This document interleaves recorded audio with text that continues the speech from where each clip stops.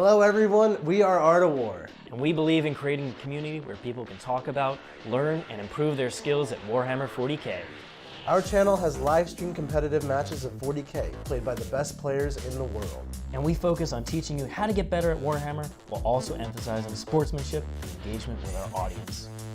We strive to play every faction in the game to a top level, while also using a variety of lists to show off different playstyles for every faction.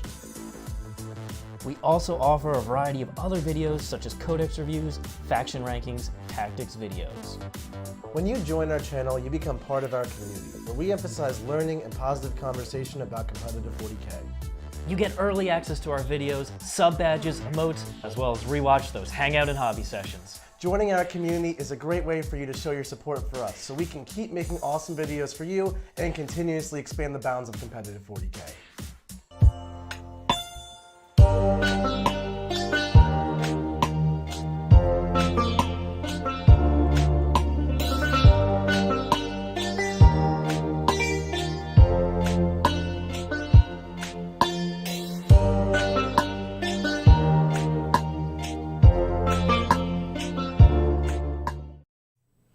What's up, everybody? Welcome back to another Hangout and Hobby. I'm Richard Siegler, the Unstoppable Destroyer. I'm John Lennon. The John Lennon. The John Lennon. The All-Seeing Annihilator. All-Seeing Annihilator. There we go. He dominates. There's no way you can stop the Shield Captains. Absolutely. When they have those trades, it's just absolutely... Yeah, Shield Captains don't fail saves. Everyone knows that. Well, we're going to see Nick using that Shield Captain. He's going to have Indomitable Constitution on Thursday up against my Ad Mech. Custodians have had a really strong win rate against Ad Mech as a whole. They're one of the best factions against Ad Mech by win rate. And Nick is going to put that into practice on Thursday and see how they do. I'm very excited. Absolutely. Triple Telemon? Absolutely thrilled to see what happens when the Golden Boys, who are sometimes blue, take the field. Yeah, this is a matchup I played at Orlando. Super tight game. And battle lines definitely did not help there. So we'll see what mission we end up playing. But yeah, Nick has a really interesting Custodians list that he wants to try out, and I'm excited to play against it because it's a good test. Absolutely. All right, how's everyone doing today? We're here for a little hangout and hobby. You know, I always miss the hangout and hobbies. It's always the highlight. You know, I just like sitting here painting with everyone. We get a lot of work done. We get to hang out and Absolutely. chat. How you doing, Patrick? And you get to see me build some Cerberus Raiders. Oh yes, more Cerberus Raiders. So that is actually, you know what? Honestly, sometimes I would wake up in a cold sweat like, gosh, I just feel like I don't have enough Cerberus Raiders in this house. Richard Siegler is here to fix that, taking us to the Magical 27. The Magical 27. Official Cerberus Raiders. As appointed by the Omnisci himself. I've got Silverhounds, but they are not Cerberus Raiders. It's not quite the same. It's cool. It's good. It's not quite the same. All right. What's going on? SF in the chat as well. Do you golf? That shirt looks like a golf shirt. I'm actually sponsored by Pro Golf. Yep. Pro Golf. I'll be on the PGA Tour soon. 100%. Testing out my golf skills. No, I thought you were a caddy. My dad's a big golfer, but okay. I have no interest in that game. If it's not a contest of mental fortitude, Richard Siegler is not interested. I like stamina too. Yeah, that also works. I don't even know what golf is. I'm kidding. I've played golf. I'm just terrible at it. SF just got done with Nick's mission coaching grid from the War Room. Some of the best content we've put out. Oh, awesome. I'm really glad to hear that you're enjoying it. Luckily, there are multiple of those coming. It's an entire series that we're going to be doing. Every single mission, how to get the most out of playing your army on those missions. So I think he started with Retrieval and then just did Scorched Earth. Scorched Earth, yep. So that means Vital Intelligence is coming up. Ooh, see, that's one of my favorites. I like Vital Intelligence. We know how much Nick loves Vital Intelligence. Nick does not love Vital Intelligence, so I'll make sure that I'm behind the computer so that I can watch him on that one. Intelligence is not vital for him. No, oh God, everyone knows that. But yeah, we're going to go through every single mission. And I think some of those may even sneak their way onto this YouTube channel. So maybe if you're hearing this description, you're getting jealous. Not to worry. Not to worry. Some of those will end up being put as our once-a-week YouTube video. Yep. Because every week we upload a War Room video for our YouTube members. Definitely. So if you haven't gotten to the War Room yet, no hard feelings. We still love you. But check out YouTube membership. And maybe after you see one of those videos a week, you're going to realize, you know what I want? More than one of these a week. And that that is where the War Room comes in. Yeah, we put tons of videos out. We put strategy sessions. We've got Meta Monday. We've got all sorts of clinics on the top armies in the game. And then, of course, we've got that War Room coaching match, which is often about stress testing tournament lists. And coming up, we're stress testing our Las Vegas team lists. Oh, yes. So, oh, yes. Taking on... Starting this Thursday. Oh, I am. Yeah, that's something I'm excited for. Las Vegas teams. Oh, man. Can't get enough of that. So I'm even painting. I'm so excited I'm painting up more rhinos because this house actually didn't have enough rhinos in it. We did a check. My rhinos have been used for almost any faction. That is true, but slowly, we get there. Slow and steady wins the race. I'm pretty sure is the term. So we're getting these rhinos painted. We just got an Amazon little package earlier today because these are LED rhinos. LED rhinos. So we just got the battery packs. 100% necessary. 100% necessary. Hey, you know what? I'm known to go a little overboard and to go the extra mile. Let it never be said that Can we get a rhino that's converted to have Celestine like popping out of it? Honestly, yes, I have an extra Celestine, so I think I could just like open the top doors here and just have Celestine like. Nick would love that. Nick would love that. Well, actually, the thing is that it can't be one of these rhinos because it needs to be an extra rhino. Yeah. Like I need 3, so I'm painting 3, and that's too efficient. I'll get a 4th rhino just for Celestine. She can't actually go in it, to be clear, but like. No, but she can be modeled. But she can be modeled on it. What do y'all think of the Necrons now that a bunch of other codex have come out? They've got that early edition power creep working against them, honestly. Even Marines are feeling it a little bit. Their win rate is actually significantly lower than Necrons, which is embarrassing. Early edition books usually are among the first to get campaigns as well, although that hasn't played out for 9th edition. Maybe when all the codexes are out, Necrons will be one of the earlier ones to receive some loving. Yeah, I think one of the biggest problems with them is that their pure trait, their pure bonus, is vastly more restrictive than almost anything else that has come out. Mm-hmm. And it's a real shame, because before the game even starts, you have to decide what your protocols are going to be and what order they are. If they just made it so that you can choose one protocol at the start of a turn, that'd be a huge bonus for Necrons. Yeah, or maybe that could be like if you do... make that like one of their super army rules. Like, if you take an all Necron army with no allies, then that's the bonus you get in your Decurion strike force. Free monolith. Free monolith. You know what? It's now that the monolith only costs 1 CP instead of 3. I mean, it's basically like a Volkite at that point. I want to see it on the battlefield. John, it only costs 1. Let me tell you about the monolith. Tell me about it. It doesn't have the fly keyword. That's true, but how do you move that thing across the battlefield? 1 inch at a time. Rotate, baby, rotate. This thing's going to rotate faster than an ion Why shield. did they take fly away? That's brutal. Yeah, it's just pivot that thing all the way around. Is there the glue around here, John? I know for a fact there's some glue on the kitchen table, if you'd like me to get it for you. Yes, if you could. All right, I got you, Rich. Richard, how would you suggest Freeblade Knights approach a list like your Ad Mech list? I have 2 OBSEC Majera, 3 OBSEC Warglaives, 4 Moraxes with lightning locks. Is that Tim Taylor? That is Timothy Taylor. I assume that's one of your coaching clients? No. No? Just somebody who's really enjoying Knights? The biggest thing is my list is designed for good terrain, like reasonably good terrain, where you can jump from ruin to ruin. So it's really tough for Knights to get around angles. I think the biggest thing is actually being able to trade single. It's better that you have more Warglaives and Moraxes so that you can trade those on objectives and keep the big Knights alive for as long as possible. Honestly, Knights, in my opinion, are much better on lighter terrain boards. Like, I don't think they're very good on GW Orlando terrain against top armies because it's so hard to get those angles with their long-range guns. Like, 48-inch range, that's awesome, but not going to help you here. Indeed. How would you play into Ad Mech with Knights? With OBSEC Knights? I mean, being OBSEC really helps. I'm leaning more and more to the way of the Freeblade. I'm liking what I'm hearing. I'm willing to try them the next time I put the Knights on the table. It won't be Crass, it'll be Freeblades. But, as far as how you play it, it's really, against Ad Mech, it's trying to inflict damage without getting hit back too hard. Because Knights are actually, the big Knights that is, are relatively efficient against Ad Mech guns.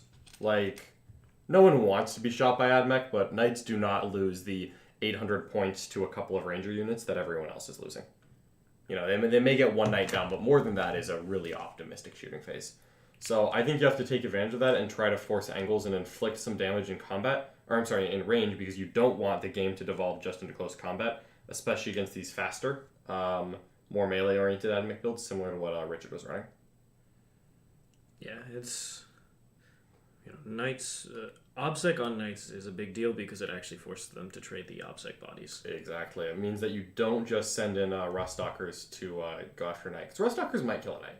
But also, like, it's not that inconceivable that they don't kill a Knight. And if you don't kill a Knight, then... most people aren't running the full 10-man. True. So if it's not a 10-man, if it's not a 10-man, there's pretty no skeptical chance. on, yeah. A 10-man is not a guarantee. You'd have to it's definitely swing possible. really high on the 6s to wound. Yeah. Yeah, exactly. Sure, I mean, if Ad Mech rolls above average, I'd no longer have advice for you. But definitely, I think Knights are better into the shooty Ad Mech. Yeah, 100%. I would rather go up against that than something like your Metallica. Especially with rerolls. Don't like rerolls to wound. I take advantage of that at high toughness wherever I can get it. You don't like rerolls to wound? I do not. What about -1 toughness? Also no. Neither of those things, please. -1 toughness that works on vehicles. Nope. Yes. That's what Does it work on Titanic? Works on anything, John. Just a 6-inch aura -1 toughness. That's the Warlord trait, not the Vanguard Rad Saturated. Nice that does not work on the vehicles. Hey. It's a good trait. That is a good trait. It's like, oh, you say you're... I really like it because it helps me against like the tougher things that want to be in the middle of the table, and all of a sudden they're not so tough anymore. Yeah, no, that's they are literally not as tough. Clown Motive $5 super chat. My local play group is tired of the ultra memes. I want a new army. Sisters or Grey Knights? Which is better now and which is less likely to survive nerfs? I think that both of those armies are not in danger of getting a hard nerf. Grey Knights were kind of waiting to find out if they're going to be 1 or 2 mortal wounds on the 6s thing. That's the real question for the FAQ team that they're probably not going to answer whenever they put out an FAQ. Yeah, they'll answer like 3 weeks later randomly. Out of nowhere. I mean, look, you know my vote. My vote is Sisters of Battle. I think Sisters are a fantastic codex with great new models, great new rules, and I don't think that they're so overpowered that the nerf bat is swinging down hard. I wouldn't be shocked if like Celestine or Vol went up like 10, 15 points each, but I don't see a large, I don't see a large nerfing coming for them. They haven't had like dominant across the board results. As a matter of fact, their win rate is fairly normal. Yeah. So I think it's around 55% now. Yeah. Which is above average, but still not like... It's very tolerable in the It's not context of everything else, 68% Drukhari. Exactly. Sisters are still solidly behind Ad Mech and Drukhari in that department. So I'd expect either of those armies to catch a much bigger hit when the time comes. I think the bigger nerf to Sisters, more than points, would be changing how the bodyguard rule functions and who it functions on. It's definitely a possibility, but there's been no indication of that. No indication, but... I mean, sure, if it happened. They're very reliant on that particular rule, and it is really enjoy quite it. abusive. I really enjoy it. So, we will see. I'd be fine without it. Talk about something Knights hate. Yeah, bodyguards. Bodyguard rule. That's true. It is something Knights hate. You're on the money with that. But also, Grey Knights and Thousand Sons have extremely tough matchup into Sisters because they have just whatever denies they want. So that matchup is always potentially looming. Yeah, Grey Knights we haven't quite figured out yet. I think they're solid, but they don't feel like an immediate top level contender of the same tier as say Drukhari or Sisters or Ad Mech. They definitely don't feel like that out of the gates. Maybe someone will find something crazy that we've missed though. I think it would be either one of them is a safe army to start that is pretty good, can compete in today's meta, and does not look to get an immediate nerf. I would not be buying Ad Mech if you haven't already, though. Right? I think there was like a time to start the army. Kind of like Drukhari. Like if someone were to like come to me on a Thursday night after losing really badly with Thousand Sons against Orcs, if someone were to come to me at that time and say I'm going to start buying Drukhari, I would look at them like they were crazy, and I would tell them that. As a matter of fact, I told Jack Harpster this on Thursday night. But Sisters, Grey Knights, I think you're safely in that window where if you want to get one of those armies, it's a faction that appeals to you, go for it. And it's a faction that could get points drops, potentially. Absolutely. Sisters and Grey Knights both have opportunity for points drops. Sisters is not on the units that are currently being seen, because things like Immolators are hilariously overcosted, as well as like Exorcists, Castigators. The generic troop choice is like woefully overcosted, unfortunately. Most of the the Space Marine chassis vehicles are just silly overcosted. Yeah, it's a little embarrassing. It's because they remained very high on points from the start of the edition, and lost core. Yeah. Well, never gained it. Yeah. So they don't gain access to some of the best rules in the books. And that is quite the downer for yield Space Marines, unfortunately. Alrighty. How are these service raiders going for you, Mr. Siegs? Good. There's so many pieces, John. I believe There's that. so many pieces, but I did a lot of building this weekend, but this week we have now reached the painting stage. I don't have to build for a while. Although I did build one Death Corps veteran purely because, plastic guardsmen that are actually decent models. It's been too long. Where are they? I just built one. Oh, you just built one. I Okay. built one. I didn't build the squad because they're not a priority for building because we have enough guardsmen for now. $10 super chat from Ben. Thank you so much, Ben. $10 for both the Manta Fund and for Siegler to design a Fan Tau Codex. Don't want to wait until January to be disappointed when they destroy Farsight Enclaves. I sincerely hope not. I hope Farsight gets its own, whether it's a supplement or Army of Renown. Have they indicated that Tau is coming soon? The rumors are that Games Workshop is going to do that Xenos and Imperium one in December, and then the rumor mill has said that they think Tau is in January, which there's been no official indication whatsoever of that. Yeah, GW doesn't officially indicate anything anymore. Nope. I haven't seen previews of Tau stuff. They haven't shown a model that potentially might be coming. So the rumor was Darkstrider would be a character. I am still skeptical on all this, but I hope if Tau get a book, they do absolutely need a book. So that they do need a book. But that's not the question. Farsight Enclaves is fundamental to how they play in 9th edition, so it would be disastrous if they just lost all that with little gain. Now, the Codex can make up for that, but Farsight is just such... It's built for 9th... It's really built for helping you in 9th edition, whereas the other rules are pretty terrible in 9th edition. Yeah. Well, hopefully they just get a full rewrite the way some other 9th edition... Yeah, full rewrite, all weapons updated, a lot of data sheets updated, I imagine. So I'm looking forward to that, because... the army will probably play vastly different, which is a lot of fun to experiment with. Mm-hmm. Let's see. How do you make a non-Slanesh, non-Forge World Chaos Space Marine at the Chaos Space Marine army at the moment?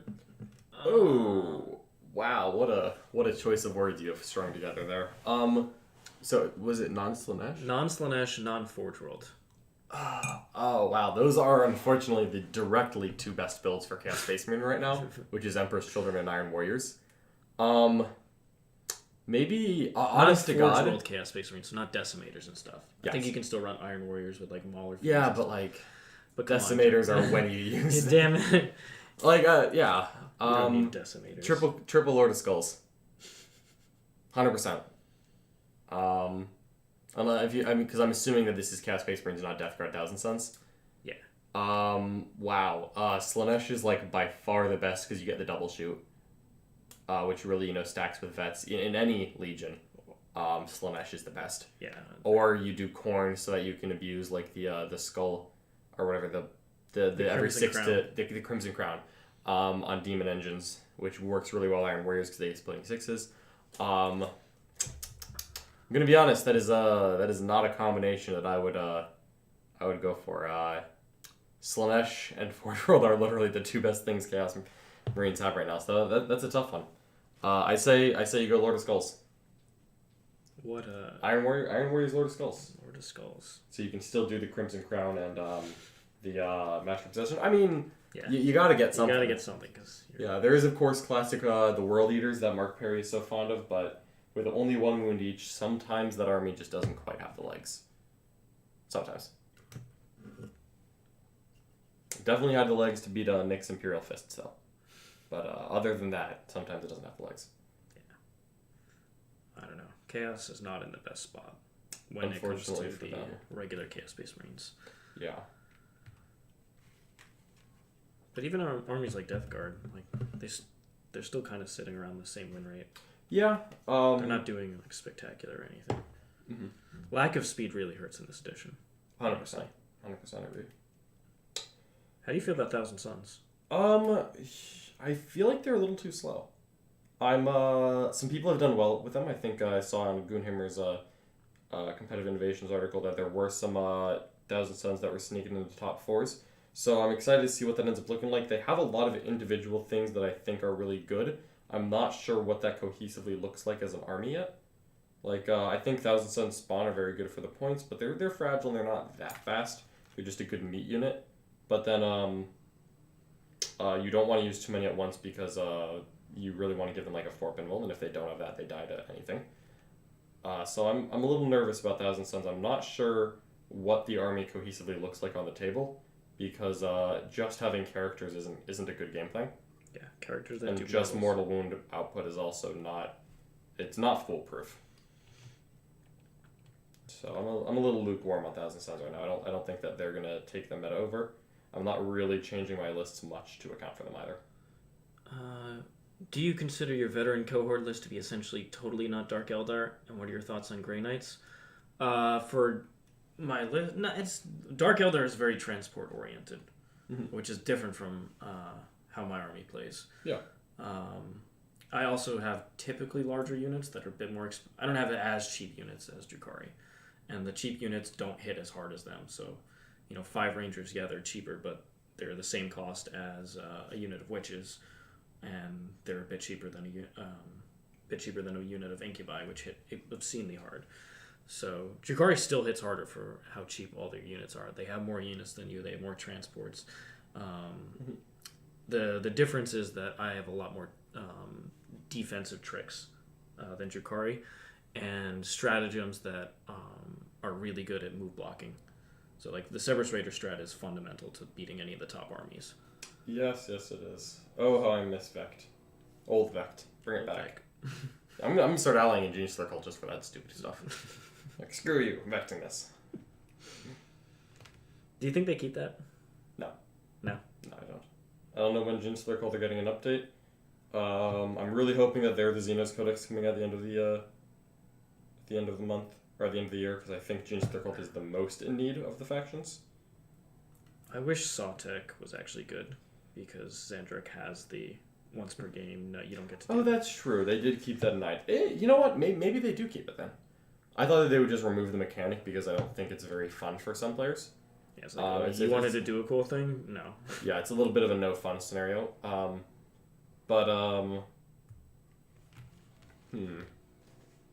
If Necron's kept it, then I guess it's possible. Well, I don't think Xandric had it in 8th edition. I think he just... Yeah. I think he gained it. So they're still thinking about it. But okay. Yeah, since then, has anybody else gotten... No one has since then. Drukhari, you pay 1 more, but it doesn't... Yeah, it's not the same at all. Yeah, that's tricky. Maybe they'll Maybe Gene Circles get a special character that only does that. You know what? Gene Circle don't have any special characters, so I wouldn't even be mad. Or just any character. They have a character for everything. They have so many characters. One little thing, this character does it. Just add it onto the Locus. He's the most useless character. Add it on. No, it'd be something else. Yeah, they're gonna put it on the Biophagus, and then Aberrants are gonna go up another 10 points. Dang it! It's fair and balanced. Got me again. They were fair and balanced once. There was actually like a solid month-long period where Aberrants were super balanced. Start of 9th edition. Beautiful. No, it was not then. It was then. Why must you mock my pain? Poor Aberrants.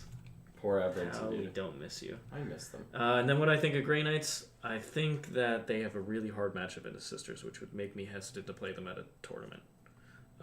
That I wanted to win. Do it. It's like, to be fair though, I already don't get half my powers off, and the important ones, they're not going off, so... if they have extra denies, who even cares? Yeah, it doesn't change You don't even anything. need to see it. So, what I need to be doing is building Grey Knights around shooting, because clearly the Psychic phase is hit or miss for me. So, I am going to be building up Dread Knights as soon as I get more of them. Mm-hmm. From our lovely sponsor, Warpfire. They're already on the way, right? I believe they are on the way. If not, they'll be shipping out this week. Excellent. So I'm excited to see that. I like big stompy robots in all forms. There's no big stompy robot that I ever disapprove of.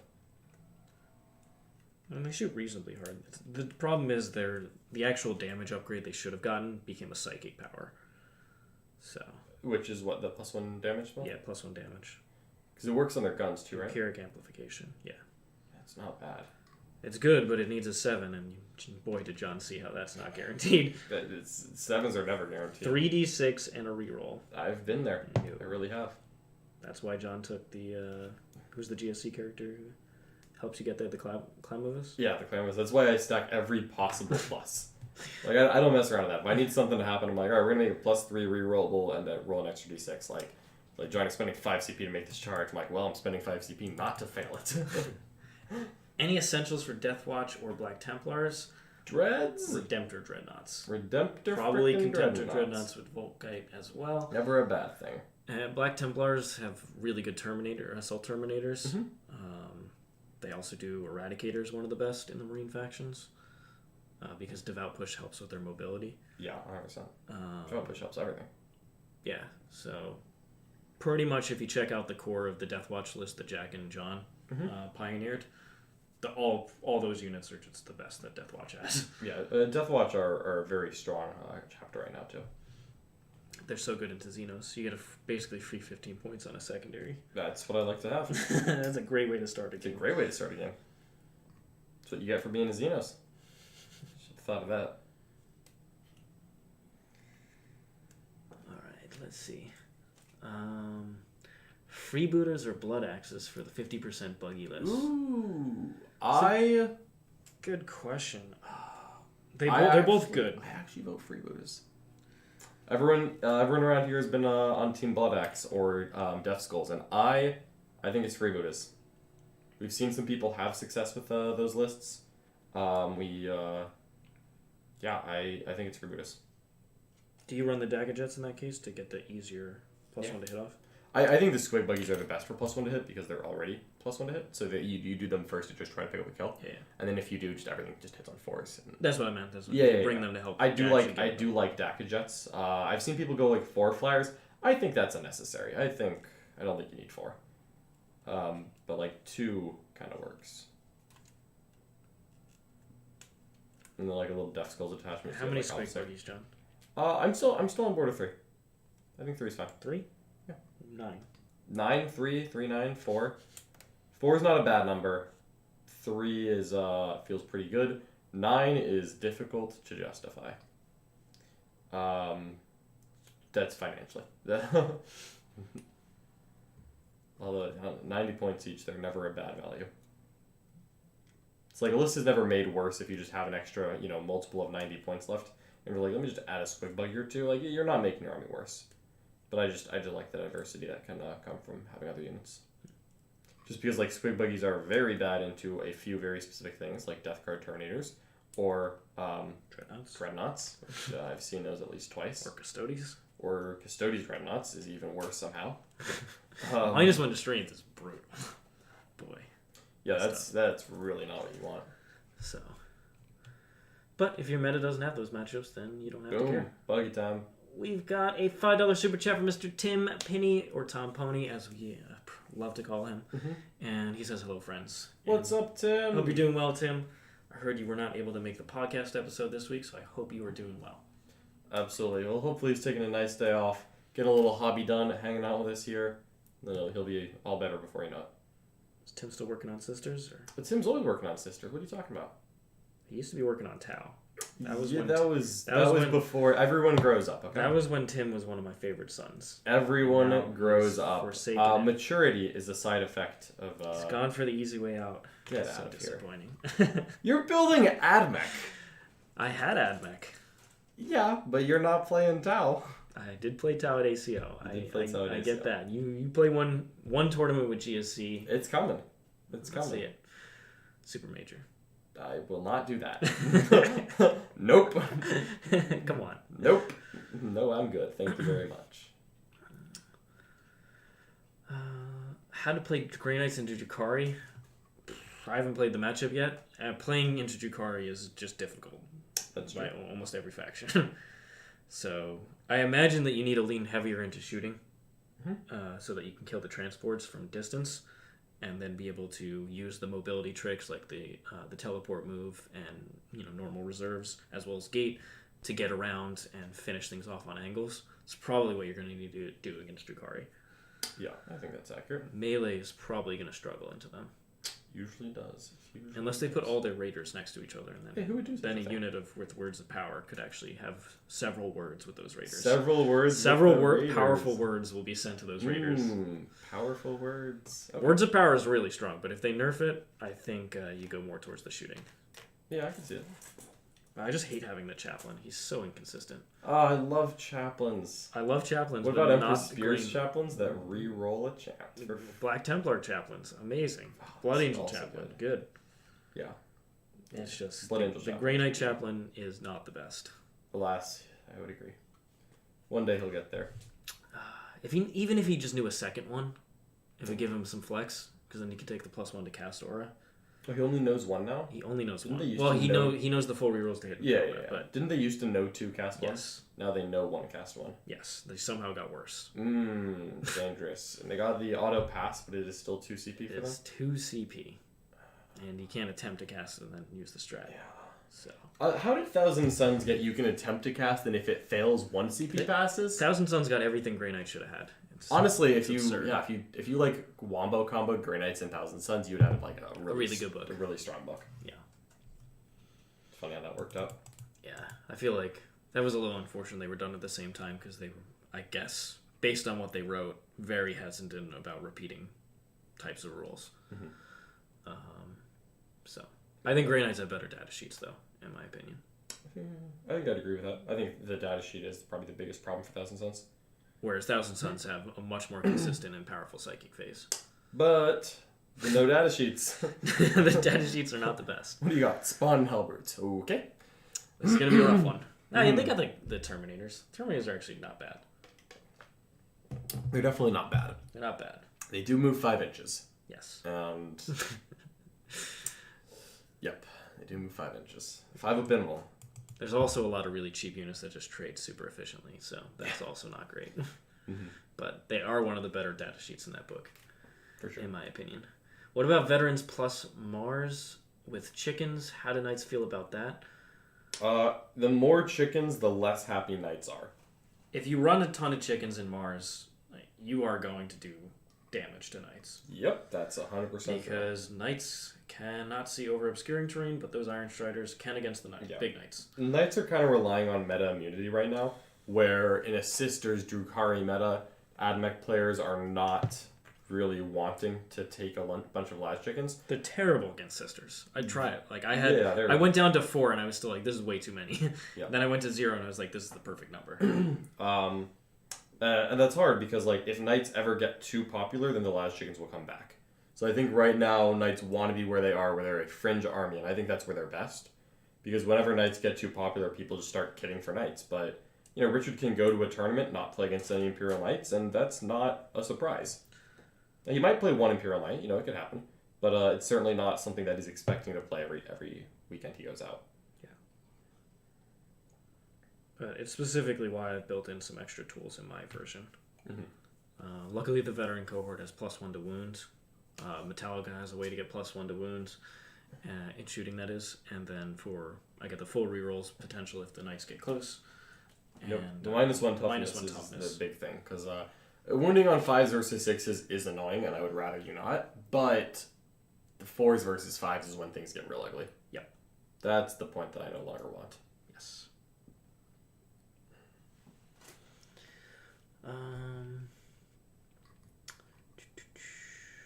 Ad Mech still top. Drukhari are the top army in the game. I think all the I still metrics- think it's Ad Mech. What do you think? What are you going to base that off of? Because all the stats say Drukhari, and the number of wins in top 4s over the last 3 or 4 weeks is all Drukhari. I agree. I think the Ad Mech players are doing it wrong. Who's doing it right, John? I'm not going to answer that. Your coaching clients are. No coincidence. Not saying you. So you think like a very particular Ad Yeah. Mech style is very, very strong. I think the problem is that there weren't a lot of Ad Mech players. I don't want to say problem. This is actually saving the meta. I think the situation is that not a lot of people owned Ad Mech, and the people who did not own what is currently good. And a lot of people went out and bought 100, Rangers and Vanguard like 2 months ago, and like 10 Iron Striders. And after that, when like everyone was like, "Oh wow, more Ad Mech rules," and suddenly I needed to get all Sicarans and Service Raiders. And it's like, and those people just like looked at their budget, they like looked at the pile of shame, like they're not even done building those 100, Rangers, and they're like, I already have Drukhari built, and they just went back. I think that the hobby lag became too much to overcome for all but the most robotic of individuals. No one else could truly make it through such a venture. This is just easy street, John. I love it. Yeah, you can do this all day. This is Just build an Ad Mech. build an The Ad Mech. machine shop is constantly churning. That's true. The paint forge is never runs dry. That is a fact in the Art of Warhouse. Luckily, I started with a ton of Cerberus Raiders because they were amazing in 8th edition, and for some reason, most people didn't run a lot of them. Yeah, and for some reason most people still don't, and I think that is one of the problems. Because I think they're crazy.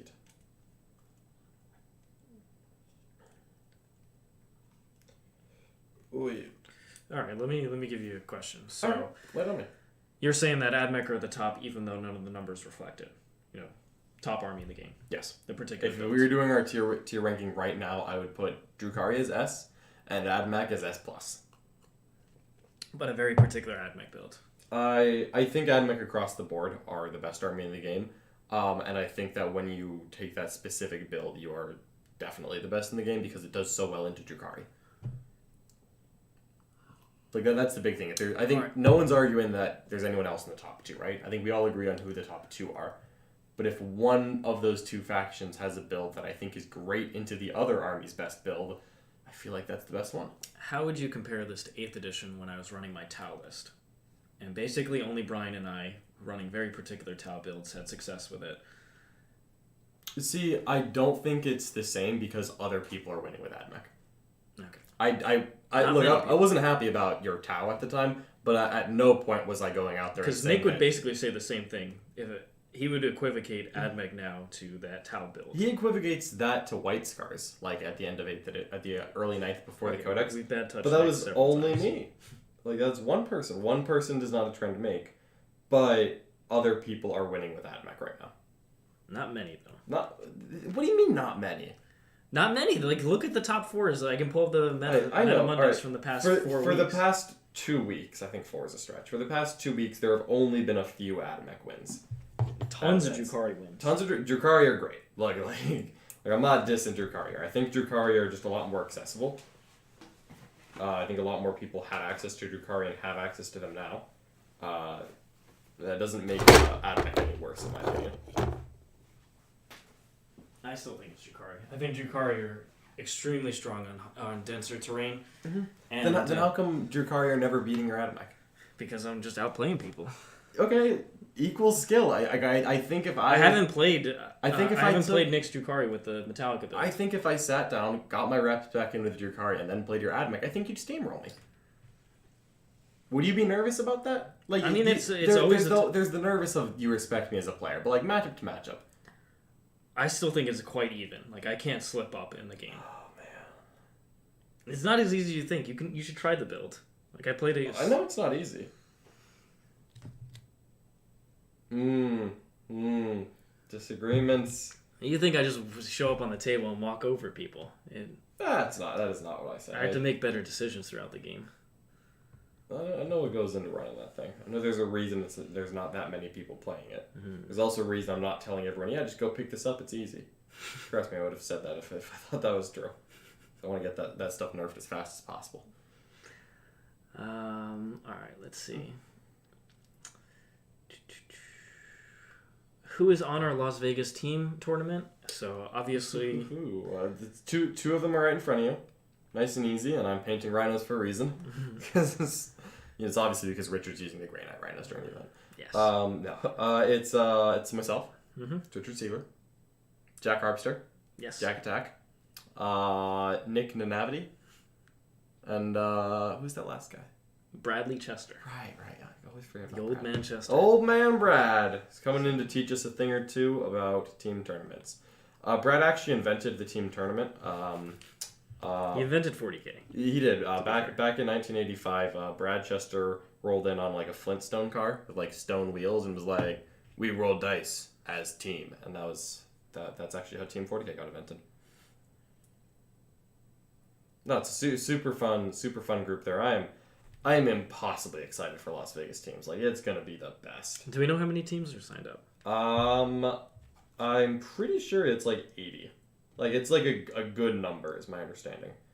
They haven't put anything on the BCP app yet, so I don't have exact numbers on that one. But my understanding is that it's going to be a big one.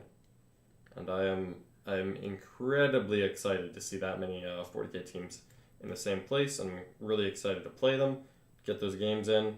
Team 40K is the best 40K ever. I think everyone who has played teams agrees on that one. So I'm looking forward to it. You ready? I am ready. You ready? I'm ready to go. Excellent. I gotta get these Cerberus Raiders done. You gotta get the Cerberus Raiders done. There's 27 of them. Ridiculous. You're just building memes out here. What about the 5 Dread Knight list? I mean, we could always let, we could let Nick play the Ad Mech, something easy, just like take your list and just run it in the middle. Like, it's easy, right? That beats Drukhari every time, no problem. It's always hard beating Drukhari. The army's just so powerful. That's true. Drukhari literally never let you take a nap. No. If you take a nap against Drukhari, you just, I guess I lost. Yeah, and it can happen in one turn. How did I not score any primary and there's like 1,000 units all over the board? How to get you. We've got $6.69 super chat from Mr. Gundam. Unknown Streamhouse fact, but Brad invented electricity. He did. Yeah, little known. I wouldn't say unknown, little known. He also invented the airplane at the same time. Yes. So, he was riding in an airplane. He's extremely prolific. He was flying a kite behind his airplane when it was struck by lightning. And that's how he realized electricity. Then we got a $5 super chat from Tim Penny. Tom Penny. Sounds like a War Room grudge match. Richard Ad Mech versus John Drukhari. Please no. Let's do it. I don't like Drukhari. All right, can we at least throw Nick into that? Yes, okay, absolutely. Perfect. Haven't we done this already? Done. Like, we can do it again. I'm more than happy. No, we haven't done it with my Metallica build. Yeah, this is different enough. Let's just do it again. Enough. Yeah, absolutely. I've played Drukhari before, but, let the Metallica go. Mm-hmm. I'm alright with that. Also, Nick loves Cerberus Raiders. Nick does love Cerberus Raiders. Everyone knows that.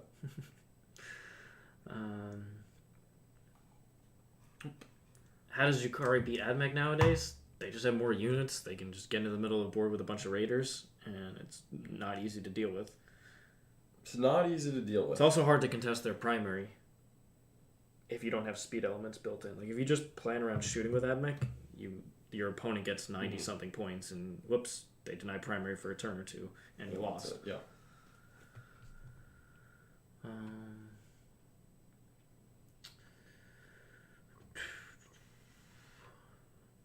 What playstyle do you guys think Sisters players should have? Ooh, I mean, I really love the what I affectionately call the trapdoor spider, after an old Tyranid list that no longer exists. The premise of the trapdoor spider is that you use your mission playing abilities and the fact that you're not a super fast army, but you're faster than you should be, to make people get a little bit too close to you, and as soon as they do, you punish them. Where you're trying to lure people in by like, hey, I'm getting 10s on primary and a 45 on secondaries by just sitting here. Do you want to come over? And then like as soon as they like just step like just a little too close, your carefully pre-measured trapdoor springs open and you just jump out there and eat them. That's what I like to do. Build lists that can score missile plays to win the game by 5 points, and use that to force people to get closer to me, at which point I will beat them by a lot more than 5 points. I think anyone could like lose me by like 10 points by just not going anywhere. It's like I'm not going to come to you if you don't want to come across that middle just a little bit. Now, luckily, you can kind of move the trapdoor around a little bit with the with good old bodyguards, where if they're not inclined to walk up to your obscuring terrain, you can move Celestine in front of the obscuring terrain, which is a great way to move that around a little bit against those opponents who are less inclined to spring the trap. Because not everyone wants to get eaten by a giant spider. Nick actually has expressed his fear. His fear of spiders? He's afraid of snakes. He's probably afraid of spiders too. We'll have to ask him sometime.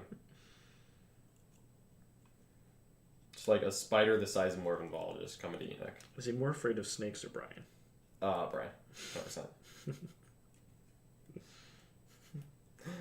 Brian is our accountant. Yep. Nick hates the accountant. Kyle with a $5 super chat. Thank you so much, Kyle. Richard, what's your top tier Grey Knight list now? I don't have the models for it, which is why I haven't run it. But I think you take a Rapier's Patrol and then you go with a sword bearer's spearhead, and you grab as many of the interceptors and dread knights as possible, and you basically have really good board control with these relatively durable shooting platforms. Or you could play the reverse, where your opponent comes into midfield, you hit them with interceptors and try and whittle them down with your shooting.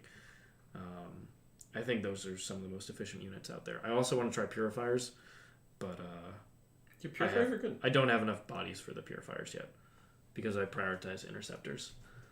But I like purifier, like a couple units of purifiers, so that you have some really nice mid-range psychic damage, and then you have the long-range smites. And that way you're not trying to pump out 8 smites. Instead, it's 4 smites and like 3 purifying flames, which are very consistent. Is nasty. Yeah, +1 to cast, and that really helps. Yeah. Now, I think that list is terrible on the GW terrain, however. Because Dread Knights, just the reason John didn't run Ultramarine Dreadnoughts on the GW terrain is... I really wanted to. Too easy to be move blocked by cheap units, and then you're just not getting any angles until you get to the center of the board, which in that case, you're right next to every counter-assault unit in the game. Yeah. Richard, from the bottom of my heart, I would much rather play Ultramarines into your Metallica than my sisters. I would much rather do that. Bring it to New Orleans. Nope, I will not. Do it, John. No, I will not. Do it. Maybe Las Vegas, though. But unfortunately, Richard and I have already stacked the deck, so we will not play each other. Alrighty. You could try, though. I could. It is true. So you guys want to play this round? Nah, we're good. We just want to see John and Siegs play a show match. Yeah, absolutely. We'll see. Maybe if we finish a little early, right? Tau versus GSC. You know what? I'd bust out Tau versus GSC right now. Let's do it. I would get destroyed. But for pride, I would try again. I would much rather play against Nick's Tau, though. How can we get Nick back on Tau for one more time? All we have to do, actually, is a subscriber match. Subscriber match? Yeah, we haven't seen Nick play Tau in a while. Well, actually, fun fact, this is a brand new month. It's September 1st. So maybe if you were one of the 2 top donors last month, or it's a brand new month, clean slate, you could be a top 2 donor this month. The top 2 donors get to pick a matchup at the end of every month. So you get to pick one of our YouTube stream matches coming up. As a matter of fact, tomorrow we're playing a stream match, subscriber match, picked by Matt O. And that's going to be Armored Lady Sisters against Salamanders, won by Jack Harpster. But you can pick a match, just top 2. And those are top 2 donors every month. It's a Sisters sub-trait that hasn't been seen since we previewed the special rules that they got. And then Salamanders haven't been seen since God knows when on this channel. It's been a minute, I think, is the last. You can actually pick whatever you want to see. 100%. Pure Inquisition, baby. You know what? Get me in with the Jakaro. I don't think I have 2,000 points of Inquisition, but I will go check. Jakaro, John. I need Jakaro. Let's see. Are you all going to the Goonhammer? Unfortunately not. We have to just do the nature of how much work that we have between the YouTube channel and the War Room. It's very hard for us to go to events, week in, week out. Yep. So we have to prioritize the few big ones that we can go. So we won't be able to make the Goonhammer one this time, but hopefully next time. Hopefully. Because those are our friends. Absolutely. And they put out awesome work. Shankan Dong with a $10 super chat. Hey Richard, just tuned into the stream. Not sure if we talked about this yet, but how does Grey Knights deal with Jakaria? Sumaya can only get one Dread Knight. That is going to be an issue. I think that's the primary way to deal with boats. Yes. The best way to deal with boats is with the Dread Knights. They have shooting that's reasonably decent into it, whether you get Empiric Amplification off or not. It doesn't matter. It's okay if you don't get it off. You're still going to do good damage into them. Yeah. In addition to that, they have a great strat, which gives +1 strength to their weapons. So the 12 shots on the Gatling Silencer go up to strength 6, and that's so much more efficient. On top of that, they have access to the Hammerhand Psychic Power, which means they're rerolling wounds. So if you need to get them into combat as well that same turn, they're actually quite efficient into it as well. Yeah. I'm still not sure if I want to run the Tech Marine or not. He is cool with the Relic for flat. It used to be better. It was heal 2d3. Now it's just heal flat 3, which still isn't bad. And he also gives one of them +1 to hit. For an 80-point package and a Psychic Power, it's not bad. Yeah. But at the same time, he doesn't do a whole lot else. So I thought about just cutting him and just adding else. And if they do damage to the Dread Knights, they're doing damage to the Dread Knights. It's not a huge deal. It makes me sad that you don't have a Primaris Tech Marine. If he could heal twice, he'd be in 100%, John. Like, what if he was Primaris? What if he was Primaris, Richard? I have the old Tech Marines up there from when I bought the servitors, so I will be able to build and paint one up. But for now, he's in the list. I'm not sure if he's necessary, but I think you need to be running at least 2 regular Dread Knights and a Grandmaster to efficiently take down enough Raiders a turn. But 13 wounds, that is a great place to be against Dark Lances. Since Drukhari don't have a ton of shooting elsewhere. I really do think the difference is the shooting, because you can't consistently do enough damage on Psychic when the Raiders are hiding behind a terrain piece. Whereas with the shooting, you can get the angle out there, and you don't have to be in the middle of the table doing psychic damage to them. I do like those Red Knights. I think that's probably the best. If you're tailoring for Drukhari, you might actually want to do the 4-up Overwatch. What is it called? A Vision. Because being able to just all of a sudden this unit that's out in the open, but more than 12 inches from a terrain piece, so they can't natively hide from it, all of a sudden it's overwatching on 4s and just picks up a unit of Incubi for no reason. That could be really powerful. So I think if you're dealing with a lot of melee armies in your meta, that's actually not a bad choice. Yeah, not bad at all. But yeah, I really do think it's the shooting. You're going to need more than one Dread Knight. Hard thing to accept, but get those Dread Knights. I'm excited to see the Dread Knights on the table. I love Dread Knights. They really could have used one. Those silly baby carriers. You're going to try to tell me that they need -1 damage, and I'm going to laugh at you. Yes. Nope. If they were -1 damage, then they would be as good as the Space Marine Dreadnoughts. I mean, I think they're cheaper than a Redemptor, right? With not buying a melee weapon, just the 2 guns, you're at 160 points. Okay, so it's so if you buy the sword, points it's 15 cheaper points. and has a 4-up emblem. Like, I'd rather have a 4-up emblem. -1 damage is really good. Look, I'm not denouncing -1 damage. I don't want to give that up.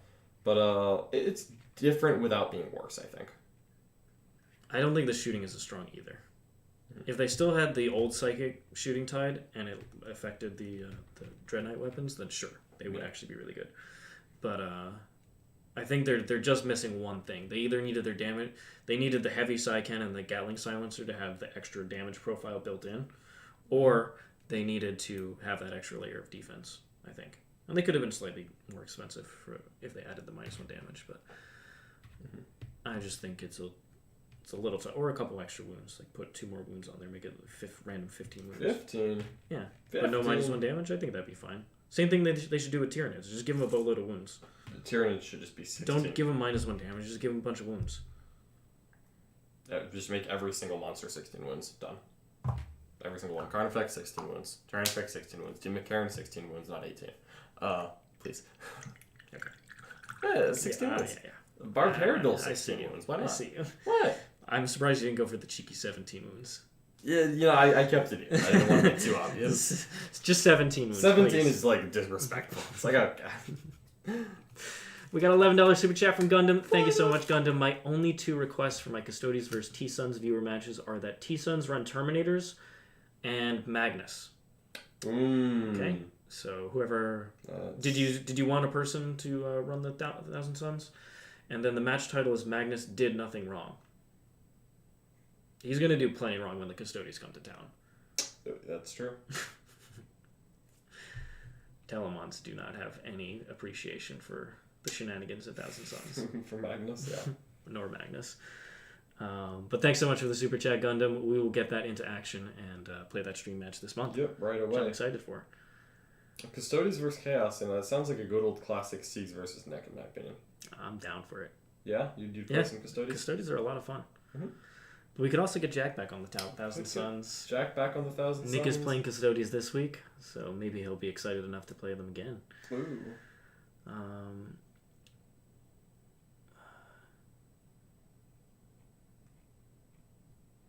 What else we got going on? Service Raiders. What else?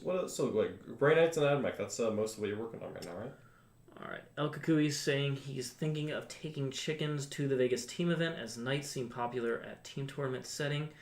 Knights are what sort of always Ad Mech look good for a team event? The tables seem pretty light on terrain. If the tables are light, then I would go more towards Mars. That's where shooting becomes just straight up better. And in that case, being able to do the extra mortal wounds matters. And on top of that, you can actually run chickens effectively because you get the free reroll to hit each turn, and then you can be in the mechanical turn with a reroll to hit, wound, and damage roll for the unit. And at that point, you're just, oops, I went first against something like a big stompy knights. Cool, I'm going to pop that mechanical right off. I'm also going to pop the protocol for +1 to hit and just make sure I do max damage. Yeah, absolutely. That's what you got to do with that stitch. So just try and alpha strike them. So I would definitely go more towards Mars on light terrain, in my opinion. Metallica is very much built towards the heavier terrain boards to combat armies that do really well on heavy terrain, like Sisters and Drukhari. I think it's necessary to make that switch. Extra shooting doesn't help on the GW terrain, in my opinion. So doing extra mortals and shooting isn't relevant. What is relevant is all the tricks that are very powerful on that terrain. Good old Metallica.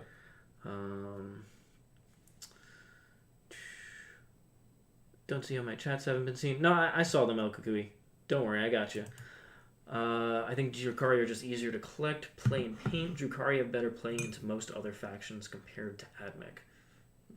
It's just so easy to play the mission with Drukhari. You just have more units than your opponent, more resources to throw away, and your speed is insane. Yeah. Advance and charge on the whole army, that's just... It's not nothing. John knows how powerful that is. I do. I do know how powerful it's just so good. I like advance and charge. That's my favorite rule in the game. I honestly think top 3 mechanic in the game. I literally choose factions based on whether or not they can advance and charge. Sisters, you've got some advance and charge in there. White Scars, advance and charge. The Ultramarines don't advance and charge, which is a little unfortunate. It's one thing I wish I could do. Yeah. But like Genes for the Cult Tyranids, I like advancing and charging. The extra mobility, because the charge phase is an extra movement phase for a lot of armies, being able to get there quicker. Yeah, because like advancing gives you a little extra movement, and then charging, like it's literally like 3 movements for the price. And it's like, how could I say no to this? It's why I went with the veteran cohort for my Metallica list. It's just the ability to say, hey, this unit is going to just move 17 inches and then charge you. Yep. For a unit of Ruststalkers, that's very difficult for people to play around. Notice sentiment toward, let's see, the $5 ship chat from Gundam. Thank you so much, Gundam. What Ad Mech list looks good for the team events? Tables seem pretty light. I'm thinking of taking chickens to... Also, you asked El Kukui's questions. Appreciate that. Super nice. I did see your questions, El Kukui, so I will just reiterate them here. I definitely think Mars is the best. Yeah, I don't think Lucius is needed whatsoever. Yeah. When you do the defense force, I feel like Lucius loses enough ground on Mars. I think the veteran cohort is powerful enough to run it, simply because advance and charge is so powerful for the threat range of your army, the threat projection of it. And then on top of that, Mars is the best shooting of that Ad Mech has to offer, in my opinion. So when you combine those two, if you're playing on lighter terrain, it's just so good. Whatever ruin you have, you can use as your launching point for the melee units that you're running, the counter assault. Everything else is just buffing your shooting. You also get that canonical for reroll advance roll, which is very powerful. Like buffing your shooting. I really like the Magi trait. If I was running Mars, I'd run Magi for +2 to advances on a unit. Ooh. And you could go to exploding 6s if you need to, but +2 advances makes your advance and charge plays consistent without having the Metallica 1 CP flat 6 advance. Yeah, I don't like that. So I would definitely look at adding Magi into your list. Unfortunately, Magi is the worst one for refunding CP because it's only on Epic Deed strats, and those are by far the worst. But both parts of the trait are actually strong. So, it's a little trade-off there. Yeah, a little bit of both.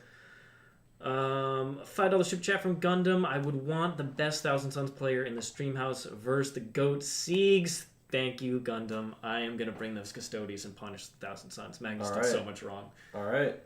So who do we throw into the Thousand Sons? It's Jack or Nick. I mean, we have to... It's more fun with Nick, right? It's more fun with Nick. It's just more fun with Nick. I think it's more fun with Nick. Done. Custodies versus Nick's Thousand Sons. It's happening. What do I run, John?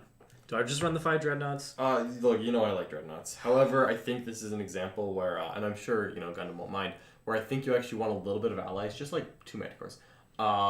Specifically for the Thousand Sons. Oh, bring back the old Manticores. Bring back the old Manticores. Vengeance for Cadia. Yeah, let's just see Magnus disappear in one as turn. well as the entire Custodies establishment. Absolutely. Okay, we could do it. No, I think you go Dreads. I love Dreads. Spikes aren't bad though. Maybe Spikes aren't bad. I've run them before. They actually killed more Black Templar Terminators than Jack thought they would. By which they killed like 6 of them. It's a pretty good number, between honestly. shooting and combat. I would have expected less than that if you were to ask me to make. So they actually crippled that unit for the game. Them. So Good for them. I wasn't. They are very pricey though. That's the big thing. I really like Aquilon Terminators. I do as well. Aquilons are cool. I mean, we've got some Aquilons. We got Aquilons. I love the Adrathic Destructors, even though I didn't get to use them against Jack because they just did way too much damage in melee anyway. Mm-hmm. And then they had an epic Tanglefoot on the Centurions. I like Tanglefoot a lot. Epic Tanglefoot. Love me some Tanglefoot. So I think maybe I'll run the Aquilons again. We'll see. Heck yeah, bust them out. I could also just run every Dread in the book. I mean, if whatever you want, like we've got 9 of them. You got 9. We have 9 Custodes Dreadnoughts, which so far the rule of 3 has not made me unhappy. So good. So good. Unfortunately, I cannot do any Contemptors with Multi-Meltas. But anything else, I got you covered. Is it time for the Yield Calexis Assassin? Oh, you know what? It's been a while. Honestly, in this meta, she's actually good. Yeah, actually. Also, the Fight Last tricks? Here's a little fun fact. I do like the Fight Last tricks. We recorded an episode of the Art of War podcast today, and we actually talked about a list that happened to include a Calexis Assassin. Because I still want to take Abhor the Witch, which is why I don't want an Inquisitor. Yeah, because Abhor the Witch against Grey Knights and Thousand Suns is just so good. Yeah, it's hard to You're getting at least 10 points on it. Otherwise, you got tabled, and you're doing poorly anyway. So I would probably go for the Calexis as my defense. I'm not opposed to that at all. So we'll see. Anything to spite some witches. The Fight Last is very good for Custodes too. They do appreciate it. Zachariah Herman with a $5 super chat. In a world with lots of ponies and infiltrators, etc., maybe fewer chickens out there, what are your thoughts on the Chronos with their damage to shooting? It's a great question. You know what? We some of the Dark Elder players have been rethinking Chronos because without Last Chickens, they don't evaporate quite as fast. I think Last Chickens were super bad for Chronos. Oh yeah. But I actually like smaller Chronos units. I actually kind of want to take 1, 1, and 2 as my ideal. But then because it's a patrol, it probably ends up as 2 and 2. So I don't know. I think Chronos are 100% worth testing. If you already own Chronos, slap them on the table. But yeah, I think Chronos still have some play. I would be down to include some Chronos. They're so cheap. They are so cost efficient. Not that you're really suffering for cost efficient, but at what point have you ever looked at an army and been like, you know what I want? Less cost efficient units. That's not the scenario here. Almost everything in that book is cost efficient. Why not add more? So the Chronos happen to have durability plus cost efficiency. And it's something that Drukhari don't really have, is they have better shooting than almost anything else in that codex. Yep. And then they're more durable than almost anything else in that codex. Point for point, they're probably the most durable unit in the book. They also take amazing advantage out of Fire and Fade. They do. They've got all kinds of great rules. Yeah. Let's not lie about what they're doing here. Yeah, Chronos, I'm in favor of it. Try them out. I know Nick still loves his Chronos. He'll never let them go. He will let their arms fly all over the place. He will break the arms specifically, yes. He just actively snaps them. It was funny because at the beginning of day 3 of ACO, Sean handed some Chronos arms to Nick, and then I handed some that happened to be given to me. And then someone handed Chronos arms to me. And I'm like, what am I supposed to do with these? They're like, give them to Nick. And I'm like, ugh, fine. Why are they disappearing? He just leaves them. It's like a trail of breadcrumbs. Where is Nick? Follow the Chronos arms. All through the magical forest, and you will find Nick Nanabody sitting on a pile of broken Chronos. But yeah, absolutely. I think the Chronos are... Chronos, Courts, all these big meaty units, 100% in favor. You can't get enough of them. It just allows Drukhari to play in multiple different ways. Yeah. Durability on objectives when you need to. Otherwise, late game durability when they come out after those threats. Yeah, you're not going wrong here. Yeah. Nothing you're saying is bad advice here, my friend. Thanks so much for that super chat. What would you say to a list that ran 6 Chronos and 2 Courts? Yeah. Powerful. Yep. More meat. Yep. That's the Arby's list. Especially on lighter terrain. Mm-hmm. Got a $6.66 super chat from Gundam, getting spicy with the numbers. Some little Grey Knights in here. Jag vs. Siegs would be my choice. All right, we will do it. Do enjoy the Harpster Trash Talk. I have to go now and look for Valdor, but the peace of the Emperor will be with all of you. Thank you so much, Gundam. Appreciate all your support throughout today's Hangar and Hobby. And we will get that on the stream schedule. Probably not for next week, but the week after we can see. The week after, I think we can get that in there. So, Thousand Suns versus the Custodes. It's going to happen. Lots of Mortal Wounds versus the Golden Light of the Emperor. The Golden Light of the Emperor always prevails. 100%. Yeah, Games Workshop knows that, and that's why they write the rules the way they do. Right, John? Absolutely. That's why the Imperium's always the best. It's fair and balanced. All right, we got lots of questions in here. Don't worry. I will be getting to as many as we can. You know, I'm going to go play around with electricity. I'm going to go grab that Amazon package we just got. I'm going to open it. Because I just put a bunch of washes on. Did you order something from Amazon? Yeah, it's the battery pack for these LED renas. Oh, we're going to get some cool John Lennon technique in here with the electricity. Let's see. Turn the power on. I noticed that sentiment towards Drukhari is less polarizing than Ad Mech. People either love or hate Ad Mech, but I get people saying, hey, that Dark Eldar is pretty cool, even if they don't play them. I think Drukhari for a while was just a very underutilized army. Yeah. Like, for 7th edition, I typically didn't hear a lot about Drukhari. Were they very good in 7th? Nope, they were not. Okay. And then before that, they were good like one time when they got the new Raider kit. Yeah, they were but really good. They were really bad in 3rd edition and 4th. They were like a meme because they had one of the oldest books for the longest time. They were really good in like 5th and early 6th. But then like by mid 6th and most of 7th, they were like fine, but like just not. They were a little too glass cannon to ever be a mainstream. Yeah, they were known as the glass cannon army, and it's kind of like orcs where you kill a lot of their army, so you always have fun. You're killing a lot of stuff, so it doesn't feel like you're not doing anything. Whereas against Ad Mech, your opponent could put out a ranger brick and stack every defensive buff imaginable that you could pull out of your head and put it on that unit, and then you're like, cool, killed like 3 rangers with my whole army. That feels bad. So I think against Drukhari, you will kill a bunch of stuff. They're going to trade things all game and deny primary and try and limit your score. But you're killing stuff, so it still feels like you're engaging in the game. Whereas Ad Mech can feel more one-sided, I think. Yeah, I think I'd agree on that assessment. So I think that's why it's a little more polarizing. Siegs, what percentage would you give having the most meta army giving you the best chance to win versus knowing your list and versus knowing your enemy? I think the most important thing is knowing your own list and the meta. Yeah, I agree with that. I think me bringing Tau to ACO proved that. Tau was not the best army. John wanted to rank them in D tier. Yep. Even with that being a build that you could play. I thought I was putting them in C tier. No, but you wanted to argue to put them in D. We ended up putting them in C because I thought it was higher. Okay. But you wanted to put them either low C or top D. Yeah, definitely not B. Yeah, so...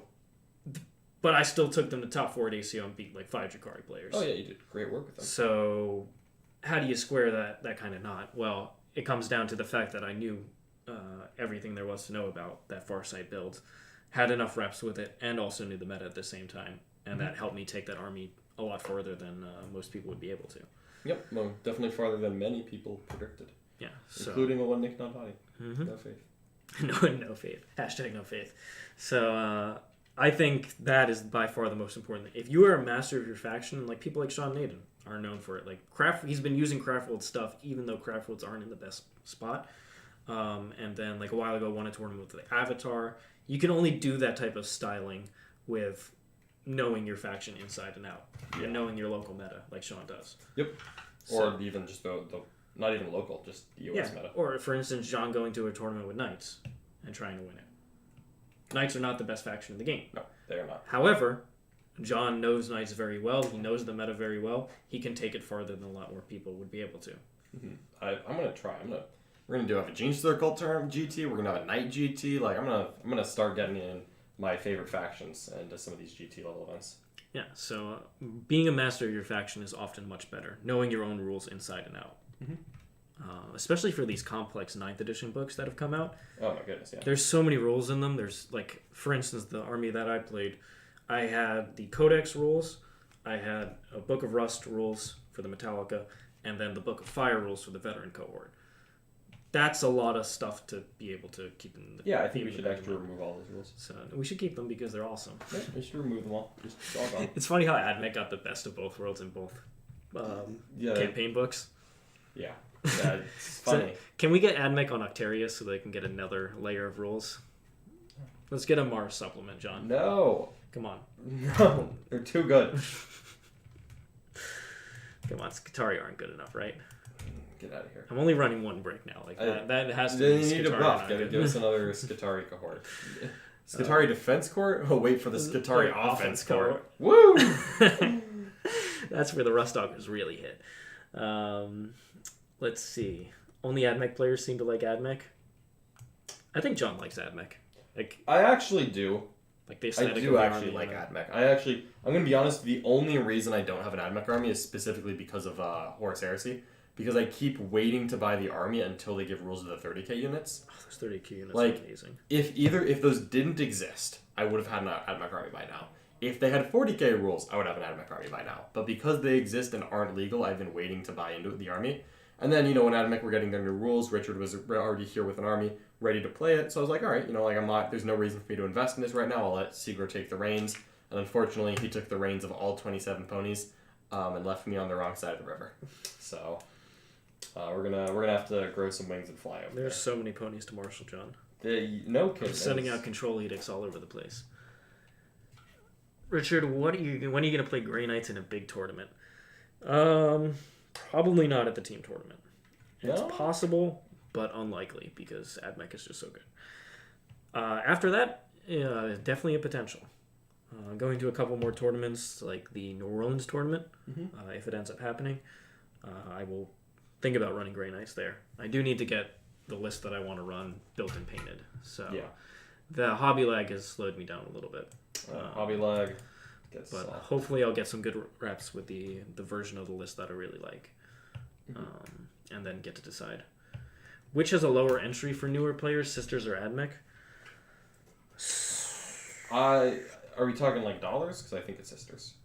If it's dollars, it's Sisters for sure. Playstyle wise, I feel like neither army is like that easy. Yeah, I feel like Ad Mech's a little more forgiving for the basic builds. I acknowledge your Metallica list is very difficult to play. I'm not trying to throw shit. I'm talking about just generic. Yeah, I think generically, I would say Ad Mech is a little easier. Sisters have the benefit of just having more viable data sheets. Than Ad Mech? Yeah. More powerful data sheets. Yeah. Mm-hmm. What? You got Repentia, Zephyrim, Seraphim. You can go down the line. I can go down the line of your codex. The Mechanicus stuff is not very good. The Cold Mechanicus stuff is not very good. We have bad units too. That's the Skitari stuff is great, minus the vehicles. They're okay. And then the Cold Mechanicus stuff are meh. Oh man, But the Sikaran stuff are better than what most of the Sisters units, but they're at least comparable. Whereas Sisters, almost every unit in the book is pretty good besides the vehicles. I don't think this is the real argument, so I'm gonna forget. But their characters are amazing. This absolute slight. Sisters are the best characters in the game. Sisters have great characters. The best characters in the game. No argument. Sisters have great characters. It's really. Who would you say has better characters? Just characters? Yeah. Yeah, just characters. I would agree. Sisters probably have better characters. I think Ad Mech has better units. But they're units that need the character buffs. They're not that powerful without those. The Ad Mech units become really powerful because they have amazing buffs that they get on them. Mm-hmm. Man, they have such good strats too. Like Sisters have good strats. Sisters have good strats. They were fortunate in getting good strats. If they didn't get good strats, they would. I have no complaints about Sister stratagems. They're great. No complaints at all. Ad Mech strats are a different level than Sister strats.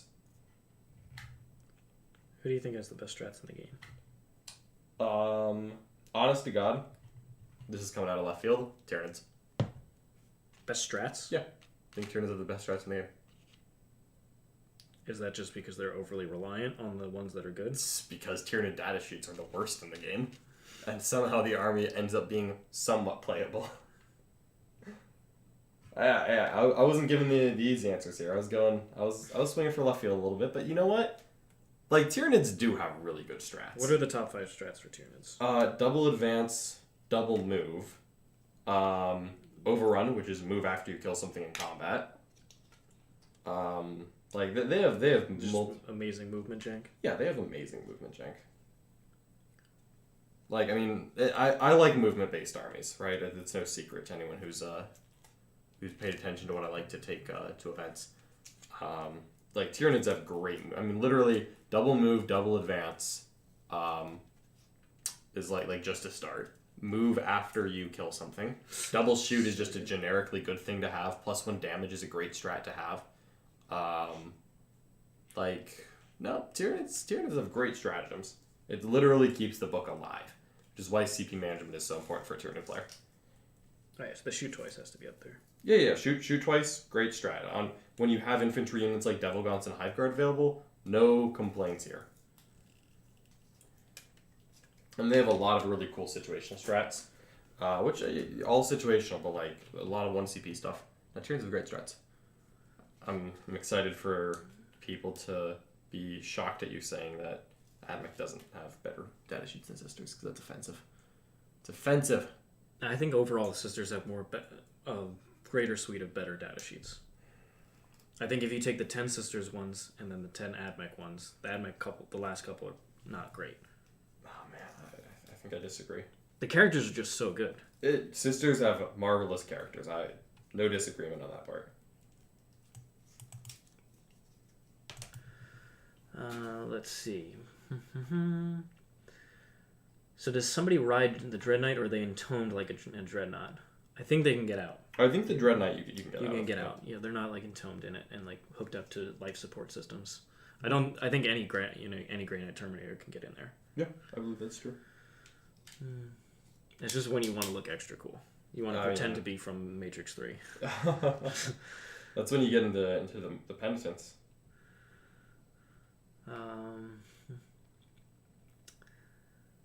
Is Jack Harpster the best Thousand Suns player in the Stream House? Hard to say. It's hard to say. We're brand new to that army, like being a thing that we've been playing, because we were not playing them much before this codex. No. We'll see. I think Jack Harpster would say that he is, but also Nick would say the same. Should we get Nick in here and ask him, and if he says yes, it's like, all right, great, you're gonna play. Yeah.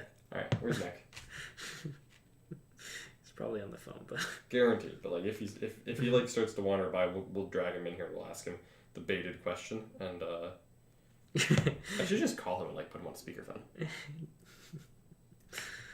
I mean, you could do it. I'm not against it. I'm just gonna poke my head out and see if he's like on the phone. He's on the Trolling phone. Nick is a tried and true strategy here. He's on the phone. Alright, Nick's on the phone, so we're gonna respect the fact that he's probably actually working, and we'll give him a little time. But we're gonna get him playing Thousand Suns. Well, actually, no. I mean, if they want Jack, we can do Jack. Jack's a very good Thousand Suns player, so. What does the Techno-Archaeologist bring to the Metallica list? I can't figure it out. He brings a second Holy Order trait, because the Skitarii Marshals can't have them, and he also brings he's a caddy for an extra Relic and Warlord trait. In this case, he's a dispensable character who can take the Metallican Lung and the -1 Toughness aura. And if he dies, cool. It doesn't matter. I think the most important part here is that he's an HQ that you can take without taking up a slot. That also because helps. you don't want to go into a second attachment when you have I don't know 3 different codexes worth of stratagems to draw from. Yes. Is that On top of that, he has 2 good rules in his he has 2 good rules on his data sheet, which is that a unit can shoot and do actions. So I let the big unit if I want to. It didn't come up very often because I typically don't need them to do Retrieve Octarius, or raise a banner. But in the case where I did, I could use that on them. It's never a bad option to have. It's not a bad option to have. And then the other one is you can't come within 12 inches of him. And once again, it doesn't come up that often because I don't want to put him at the front of the lines. But in a case where it's turn 3 and my opponent went very reserve heavy for some reason, and I could screen out one side with Cerberus Raiders and another with this guy, you know, it's cute value. Like it's not especially necessary. cute value on missions where the long board edge is the player. Where they can come in from reserve. So, Yep. being able to omni-scramble part of their deployment zone is cool. Mm-hmm. But it's also a way to help prevent things from coming into your backfields where you don't really want to screen because it's out in the open. Like, that was very good in the GW terrain because the outskirts of the board were open. Yep. You could put the Techno-Archaeologist there, so 12 inches, unit can't fit, and can't come back there. And I don't have to put 5 troops back there. Mm-hmm. So... It's good little value. It's him or the Engine Seer, and the Engine Seer does nothing for this list, whereas he actually does. A little bit. Yeah. Can the Engine Seer take the Holy Order traits? Yeah, any of the 4 Cult Mechanicus guys. Oh, can okay, take. cool. I didn't know the Engine Seer was cool. Yeah, Engine Seer, Techno-Archaeologist, Manipulus, Dominus. Cool. Any of them can take them. If the Marshals could take them, then it would just be nothing but Marshals. They are so good. We're already dangerously close to nothing but Marshals.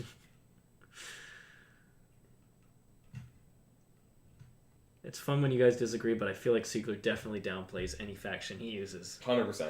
Oh, come on, El Cuckoo, you're killing me out here. He's killing you with the truth, man. No, it's nonsense. Nonsense? Nonsense. How is saying Drukhari are better than Ad Mech? Come on. How is that downplaying my armor? I'm not saying Ad Mech is bad by any means. I'm saying Drukhari is easier to play, better on the mission, and has more units. Yeah, I'm not saying Ad Mech are like A tier. They're still S tier, for sure. I just don't think they have a clear edge over Drukhari. We are in disagreement, my friend. Simple as that. Hey, maybe these Kronos and Urgel, Slith parties lists will... I think that's great. Do even better into Ad Mech. I hope so. I think it's a lot easier to counter Drukhari than Ad Mech.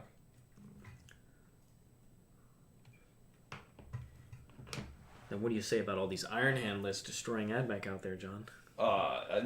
Just straight up hard counter. Don't agree with that. You have to have a drop pod. I don't agree with that. You will never get me to take a drop pod. Please. One time. I'll do it like after the 10th edition Space Marine Codex, when like they rule that I can shoot things in combat with them. Your army doesn't care about shooting its own drop pod away. Yeah, yes, it does. It very specifically does, unfortunately.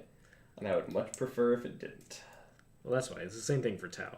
Like, do they care that, like, alien auxiliaries are stuck in combat? But no. The drones is the... Or drones. Like, it's one thing to care about a life. I can, like, respect it. But, like, drone lives matter. Drone lives matter? Drone lives matter. Okay. But yes, for some reason I can't just shoot into a combat where the contorted epitome has stuck a bunch of drones next to it. Yeah. Well, like you might hit bunch of the towers drones. just like, I'll just blow all that up. No problem. Clearly not. It'll be very interesting to see how they rework drones, because that is not going to stay the same. There's no way. Yeah, drones in general will certainly change. I'm very excited to see how. Drones need to change, and they don't need a nerf. They better not change the bodyguard. Sweet. No, nope. I assume the only thing that would get bodyguard is the crisis bodyguard unit. Yeah, that makes sense. I wouldn't be mad about that. I think that's the only thing I should get it. Mm-hmm. I expect it will. What are the chances that by that point they've redesigned bodyguard and they get some new crazy rule? 100%. They will be the first with the new bodyguard, but they're not going to FAQ the old bodyguards. Yeah, they'll just. That's what's coming. Classic Games Workshop.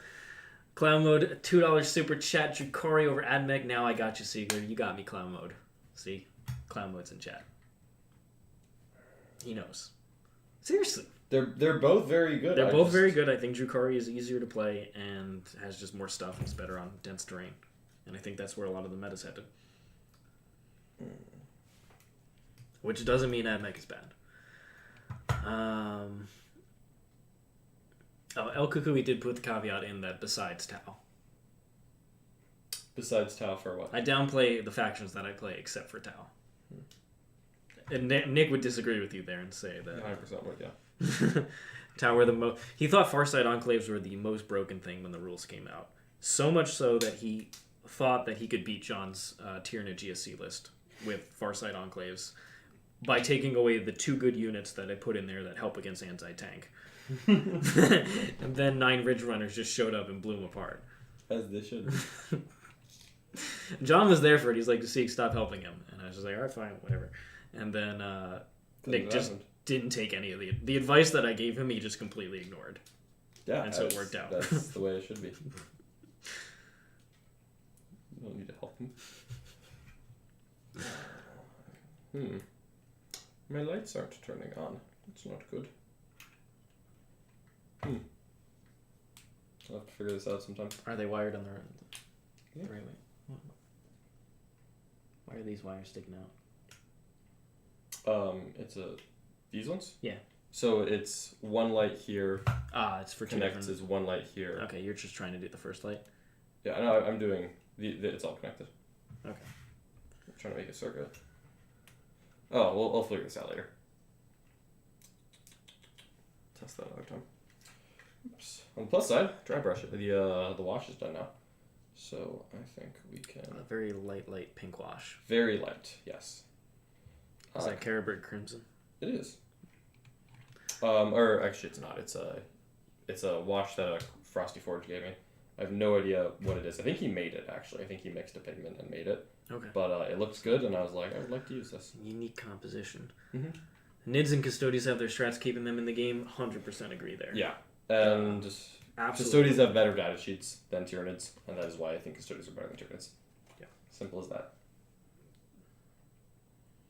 The D. McCarran can only do so much. I don't even think D. McCarran's making the cut right now. Like, Really? if I'm writing a Tyranid list, I think it is 0 D. McCarran's. What? You're talking about building Knight list right now because of the lack of long-range anti-tank. You wouldn't run D. McCarran's? T7 and T8 are very different numbers, my friend. What would you run instead of them? Like 15-man Gene Stealer squads. I would do Gene Stealers are back. I would do double Chrono Sideguard. Can we get big Ripper Swarms? Specifically the Forge World Ripper Swarms, so that Like units of like 9. That can kill Nick's Archon. What a glorious. He was one save away from Nick not going to ACO. We were so close. That was so close. It was a feel no pain too. I got him to fail the save. That's the type of stuff we do on stream. Yeah. What would he have done? He would have. You think he would have honored his words? I don't think he would have. No, we've seen him back up. Oh, absolutely. He would have like tried to make a counter bet to get out of it, and I just would have been like adamant, like nope. Well, no, you would have made the counter bet, and then he would have lost that and been double in the hole. That's where he's just Nick living likes in living. the pocket. I would have bet him that he had to rent out the old apartment for a month and live in the closet for a night. He's got to pay a month's rent on that thing. He's too busy being an Injugania's pocket. Yeah, it's true. He's only got room for one. I understand. All right, where's do we have a good? Well, now he's in Brad Chester's pocket. Apparently. There's so many pockets. How does Nick fit in all these? It's hard to imagine. Really. Do we have a good dry brush around here? Is there one of the army painted dry Didn't you brushes? have a giant dry brush that was very good? I have the giant dry brush somewhere else, but I was looking for something a little smaller. Any of Nick's brushes are dry brushes. I mean, in the end, yeah. Like something like this could be used. Really? Something like This this. is probably the best one here. Oh, what a mess. What did Nick do to this thing? I don't ask those questions. Oh, that's You don't wanna know. terrifying to consider, really. But yes, we joke, but at the same time, it's not wrong. We aren't wrong. We are not wrong. Those brushes have been beat up. Because Nick is known for a wash and a dry brush. Yeah. He did like a couple Harlequin models that were actually highlighted and look good. He did And like then 3 and then just three, stopped. yeah, and then he was just- like, this is too much. This is effort.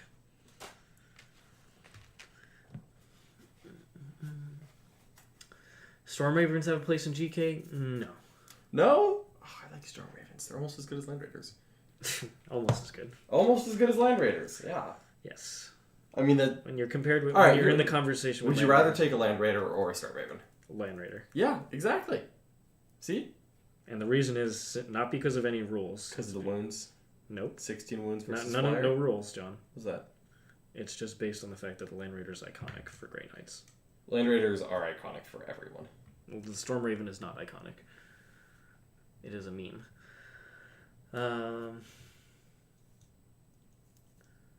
Y'all can at least write out the Ad Mech combos despite there being so many. I have cards that have every rule on them, so you couldn't see it on the Games Workshop stream because they didn't let the cards be on there. Mhm. But on the normal games that I played, I'd line them up right next to the unit. And usually one unit got like 7 buffs. Yeah.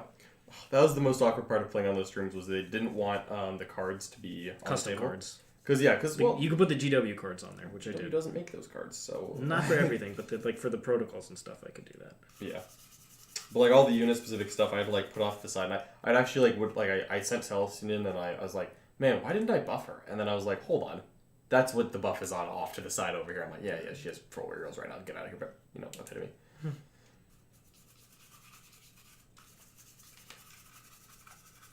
Just a very light silver dry brush.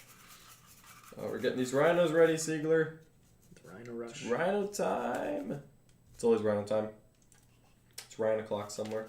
John's had good success with my Grey Knight Rhinos. I have, actually. They've been loyal steeds. I have no complaints. However, I want more. The Sisters ones look so good. The Sisters ones are very cool cards. It's actually just an upgrade sprue for a normal Rhino, unfortunately, so it still has like the cap issues. But the actual... I thought it was an entire new kit. Yeah, that's what I thought too, and then I opened it, I was like, this is disappointing. That's a shame. I know, right? Because this is like a $60 kit with... Yeah, it is much more expensive than Rhino. Okay. And it's the same number of sprues. They just replaced like the Space Marine sprue with the sister sprue. I was like, okay. My favorite part of the stream is trolling Nick. Well, that's the favorite part of every stream. That is our favorite part as well. Not to worry. That some as soon as he's off that die. call, let's get him in here. Absolutely. Yeah, so Nick, who do you think is the best Thousand Suns player? Me? I was like, perfect, you're in. You've just signed yourself up for a stream match. Death warrant.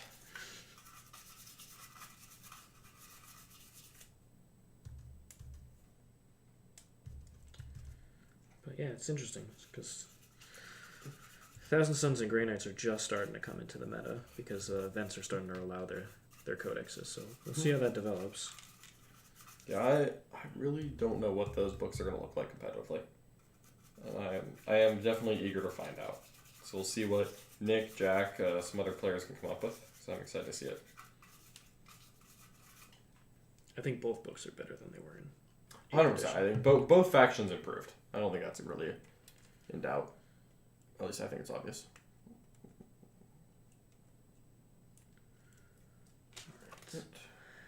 How do you guys feel about multi-Catan Necrons? I think it's the only way Necrons beat good Ad Mech. And even then, it's skeptical. But it gives you a chance because Sky Falling Stars is that good.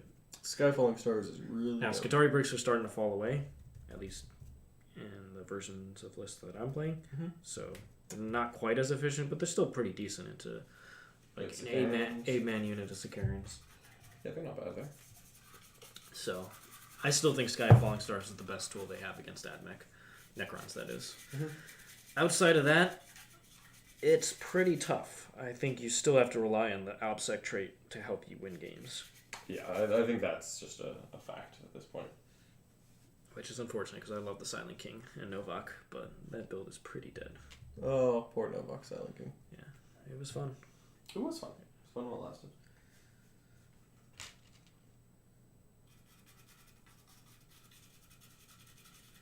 Have they done any more previews over the last week of what's coming out?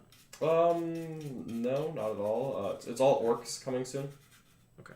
So they're releasing a bunch of the orc kits that they showed pictures of but didn't give us models for. So that kind of seems like what September is going to be. And then we know that we've got November of Black Templars. And we've got December of an Imperium Mizinos Codex. And then we don't know if anything 40k is coming out in October, but we know that Octarius is coming sometime. So I'm going to just assume that Octarius is an October book. But maybe they'll do like a double September and then October will be like really Sigmar heavy or something. Yeah. And they just got their third edition, so I would be surprised if it's time for some new Sigmar books, perhaps. There must be something. Would not be surprised by that. Fine.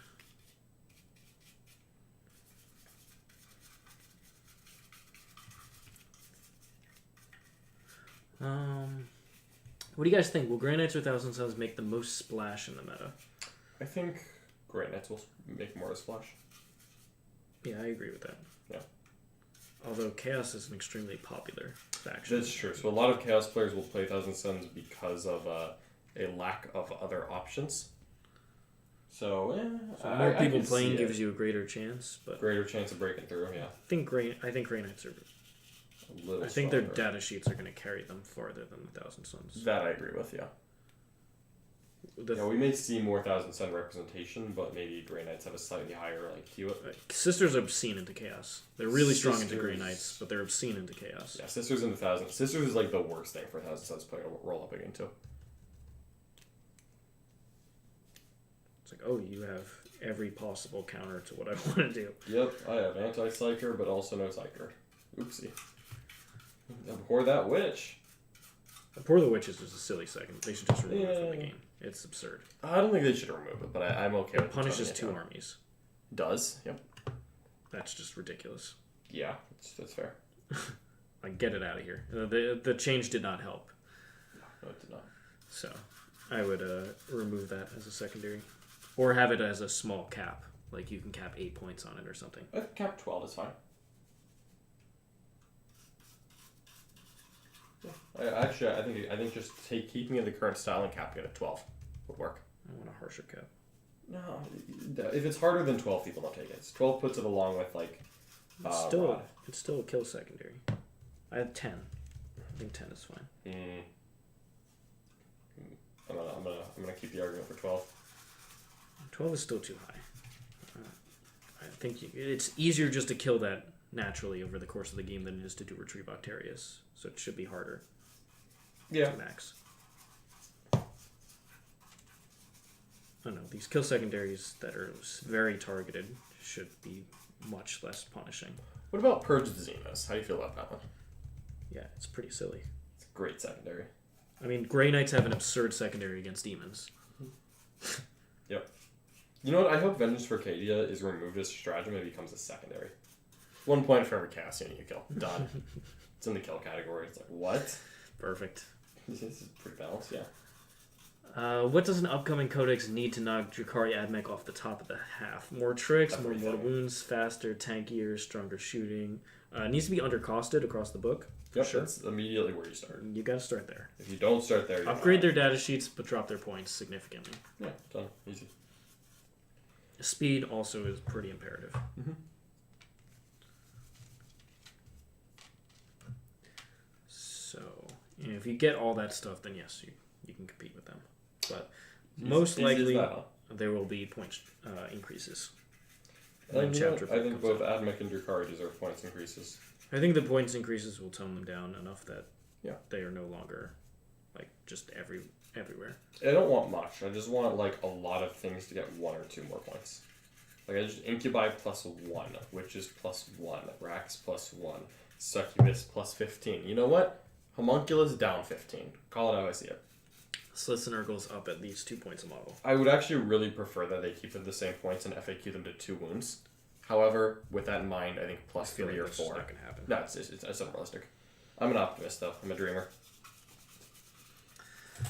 Aren't orcs undercosted and fast? Why don't you fear them? Great question, El Kakui. John, tell us about orcs. I don't think they're undercosted. I don't know. I think that orcs are a little too one-dimensional of an army. And they don't have defense. And it's not like Ad Mech and Drukhari are tough. But they're not fast enough to be paper thin, is my take on it. Because orcs are not that fast. They're just a little fast. So I think that orcs are just a little too fragile right now. And so it's hard to play a trading game with them. And they're not so undercosted and they're not so efficient in shooting. Because Drukhari are not a great shooting army. Orcs are probably a better shooting army, but Drukhari are better at getting into combat. So having a proclivity for close combat is not a bad thing there, whereas orcs it's a little harder to get into combat. In my opinion. I think consistency in their shooting. That is a big thing. Also, like Drukhari they don't have that. Great tools for AP either. But the speed walk is actually a good way, but it's still the list that we're seeing, they don't have a ton of AP. Yeah. They're typically AP 2 or less. There's a lot of AP 1 in their army, so they can struggle against things that ignore AP 1 and 2. That is certainly true. So, I don't know. I don't think they're undercosted either. Maybe the Squig Buggy is undercosted. A little bit, but one undercosted unit's not a huge deal. Exactly. Most armies have one undercosted thing. Yeah, Drukhari, almost every single unit's undercosted. Yep. Just straight up. Not severely, besides the Succubus. Yeah, she's just crazy. Just silly. So. Cannot wait for that to eventually get addressed. 45 points, 5 wound Alaris Terminators, please, G-dubs. Well, they would be so much better than Grey Knight Terminators. It would be not funny. Yeah. I really am very curious to see what they do with Custodians when they get a new book. Because I do not want Custodians to be broken. I want them to be even more elite. I want individual here, single man Custodians are absolute heroes. So Unleashed Alliance works on everything, not just the Terminators. Or you can just start at a 1-man squad of Custodian Shield Guard. And every unit starts at 1 as the size? Yeah, 1 to 3. When are you going to see 5 Custodians hanging around? Except in the most extreme dire situations. Yeah, exactly.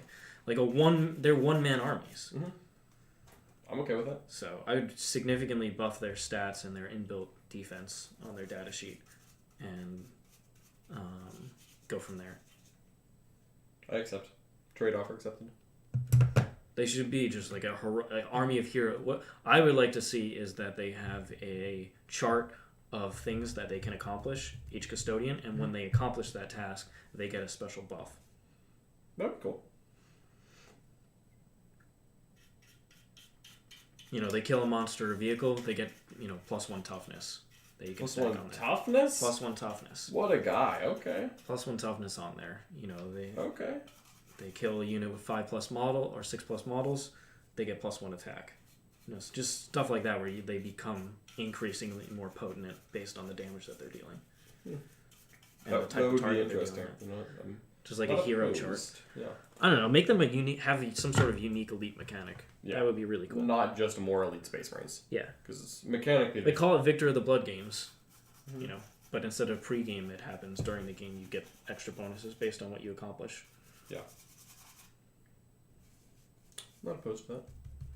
You know, take an objective away from an opponent, you get, you know, extra movement characteristic or something. Advance and charge. Or you count as double obsec. Advance and charge. I don't know about that. Advance and charge, Shiegler. I'm all about giving custodians out of anybody their jet bikes advance and charge. I just give it to the data sheet. The Dawn Evil jet bike, advance and charge. I wouldn't be opposed to that. Kind of like how they did with Grey Knights, where each data sheet has a psychic power attached to it. They could give each type of custody data sheet Some kind of like oath or and a goal. special rule. Like the Terminators could ignore AP 1 and 2. Yeah. The bikes could advance and charge. Stuff like that. The Dreadnoughts get the -1 damage as their thing. I'm with it. No, that doesn't sound bad at all. I don't know. I feel like they should be a little more creative with Custodies. Yeah, I agree. I'm very excited whenever it comes for that Custodies codex.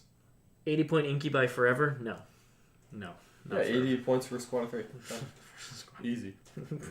What? I'm just saying, they're still cheaper than my Blade Guard, and they're the same output except And you're Blade the one Guard are that's still cheap. And Blade Guard do not need to go down. Blade Guard, you can. I've heard arguments for Blade Guard to go up, and they're not without merit. I just think right now they're just so much less offensive than other things that it's just kind of okay. Yeah, I am still shocked that one update where just Where Outriders got like ruined. Outriders and what? Eradicators? Yeah. Eradicators, it probably wasn't necessary, but like it wasn't terrible. Outriders got reamed where like Blade Guard were just sitting there like we're safe. What? Because I was fully expecting them to get nerfed. Yeah, that was when you and I was running Blood Angels with like 15 Blade Guard. You were running White Scars with a bunch like 10. Yeah. And I actually think it ended up okay for Blade Guard where the meta caught up to them, and I think now they're good without being broken. But man, there was a time. All right, I think I'm just about done on the dry brush on these rhinos. Now, if you're Necrons, you didn't get any silly undercosted units that you could just. I mean, thank God they fixed the points of the Nightbringer. Yeah. The Nightbringer and the Entropic Lance and the Catacomb Command Barge. I forgot about the Entropic Lance. The Catacomb Command Barge went up? Yeah, it went up 10 points. What? In the last update. John, Holy goodness. Somebody watched the Las Vegas Open stream and was like, if the Necrons played the entire tournament, they would have won, and they're broken. Oh my goodness. Get out of here. That's what happens. Mm-hmm. I don't believe it. We stay FAQ Disciples of Be'lakor detachments. Yes, thank goodness for that. Oh, were you here for that? Was that when you were on vacation? Yeah, what did they do? They FAQ'd Be'lakor so that you specifically cannot put a Chaos Space Marine and Demon in the same detachment. So now they're forced to take multiple detachments. Yes. Great. Even though like the Warhammer community articles like specifically hyping up mixing detachments of it's like it's insane that they either miscommunicated what they were trying to do that bad or they just changed their mind so hard that someone got whiplash. It's punishment for falling to chaos. I mean, everyone knows they deserve it. But, like, still, it's a little harsh. Like, ooh, wow. Wasn't expecting them to punish you that hard.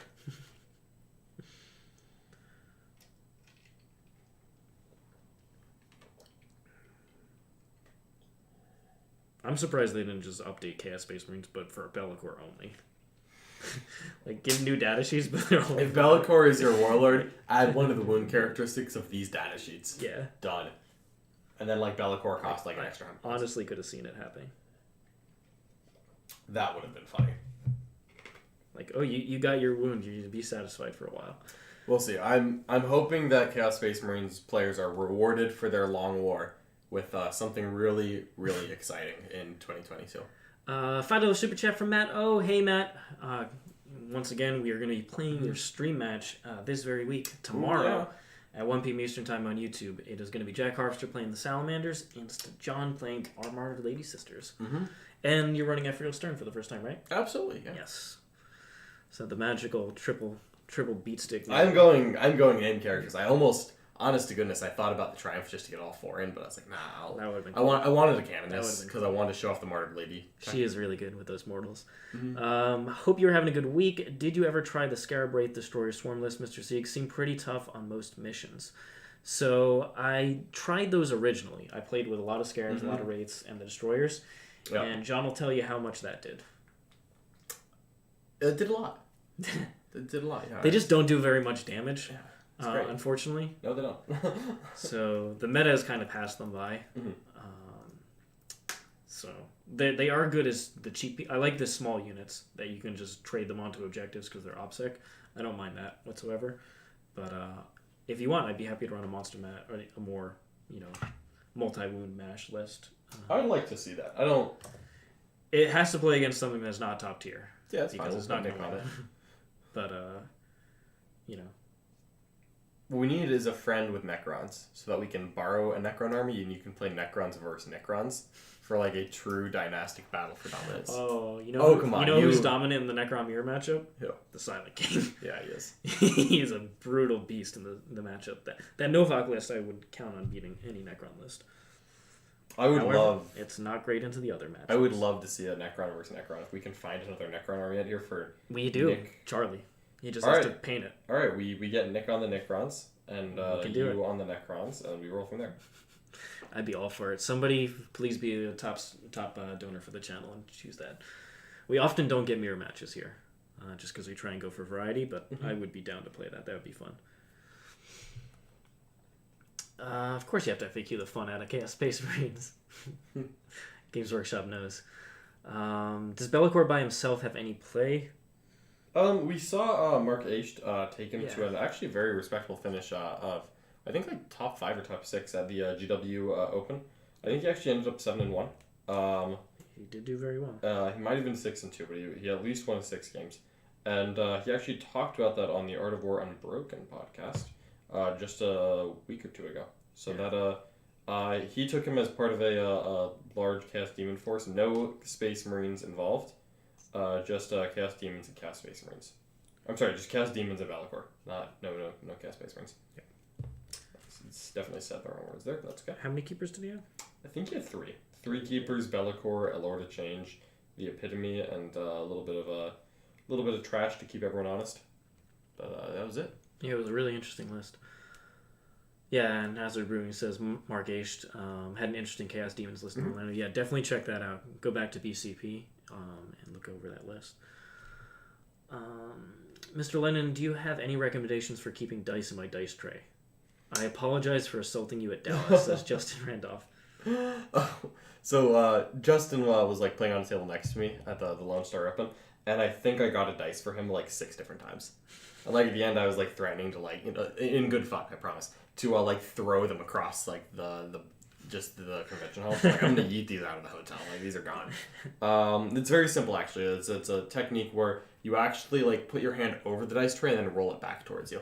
Because if you just like push it, it's gonna bounce and keep skipping. Yeah. You kind of go over and you roll down. Yeah.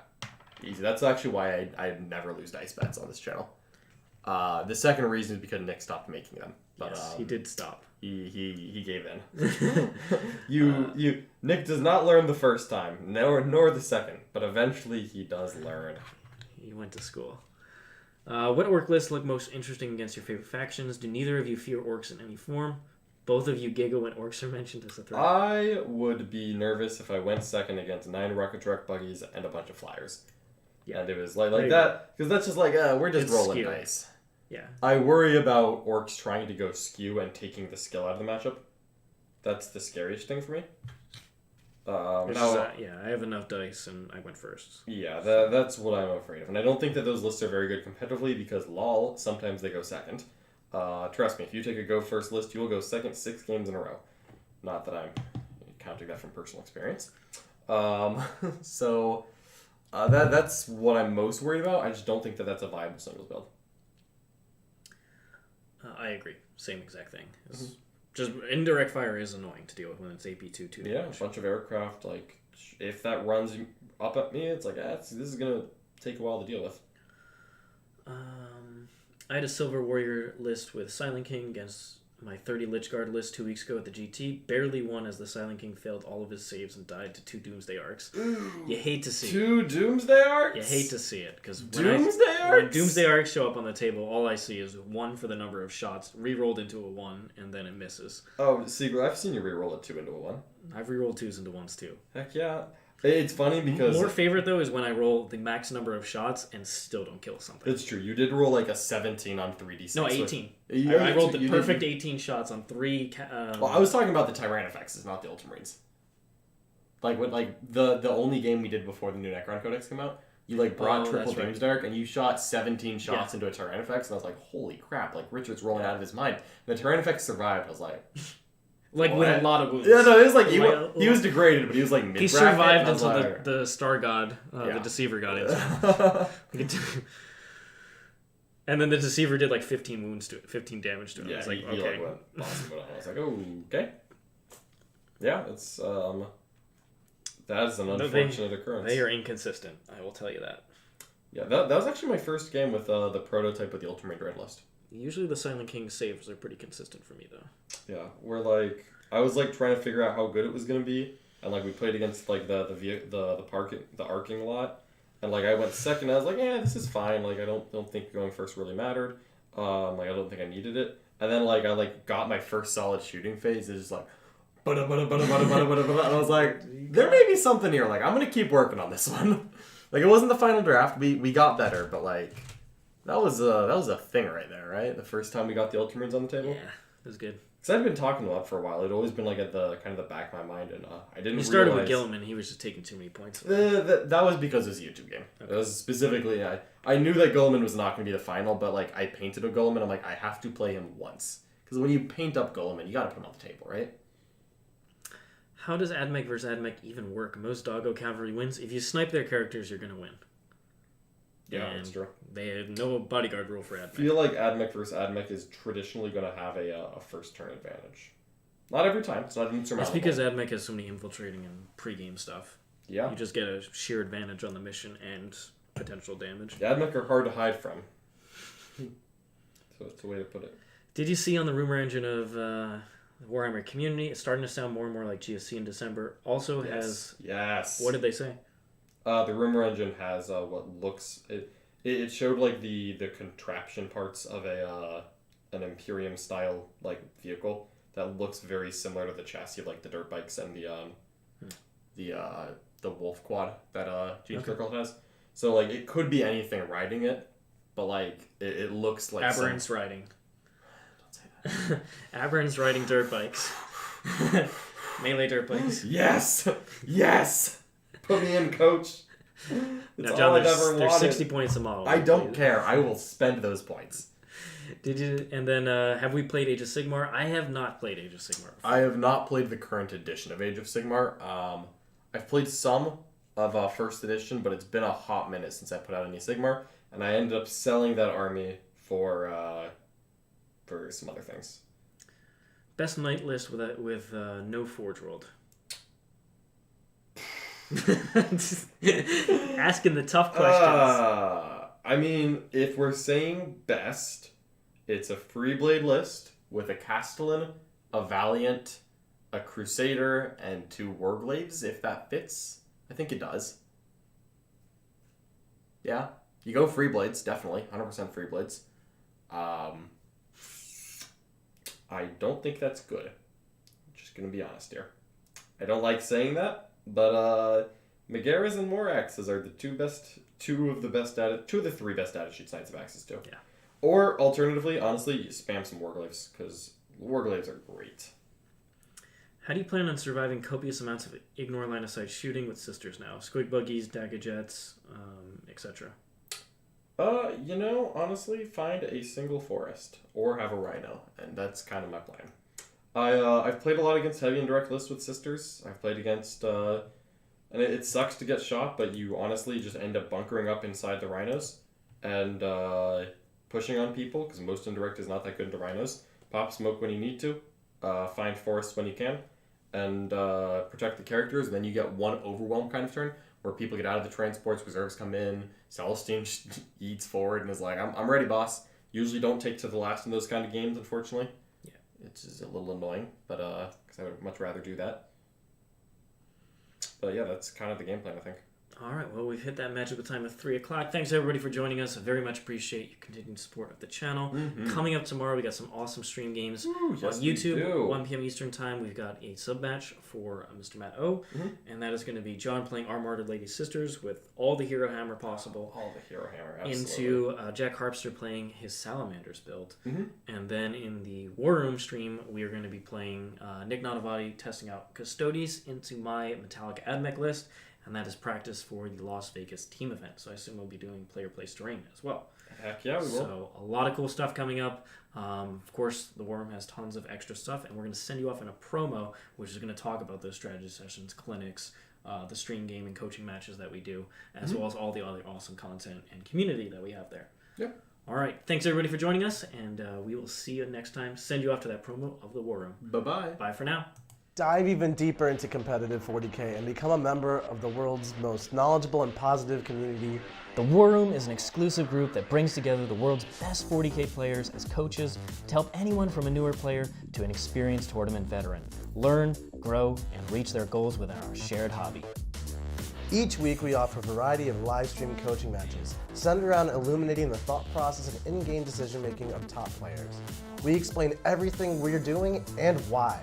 You'll learn about the ever-evolving meta, match play mission theory, list making, and discussion of every faction in the game, and have access to analysis of all the latest rules.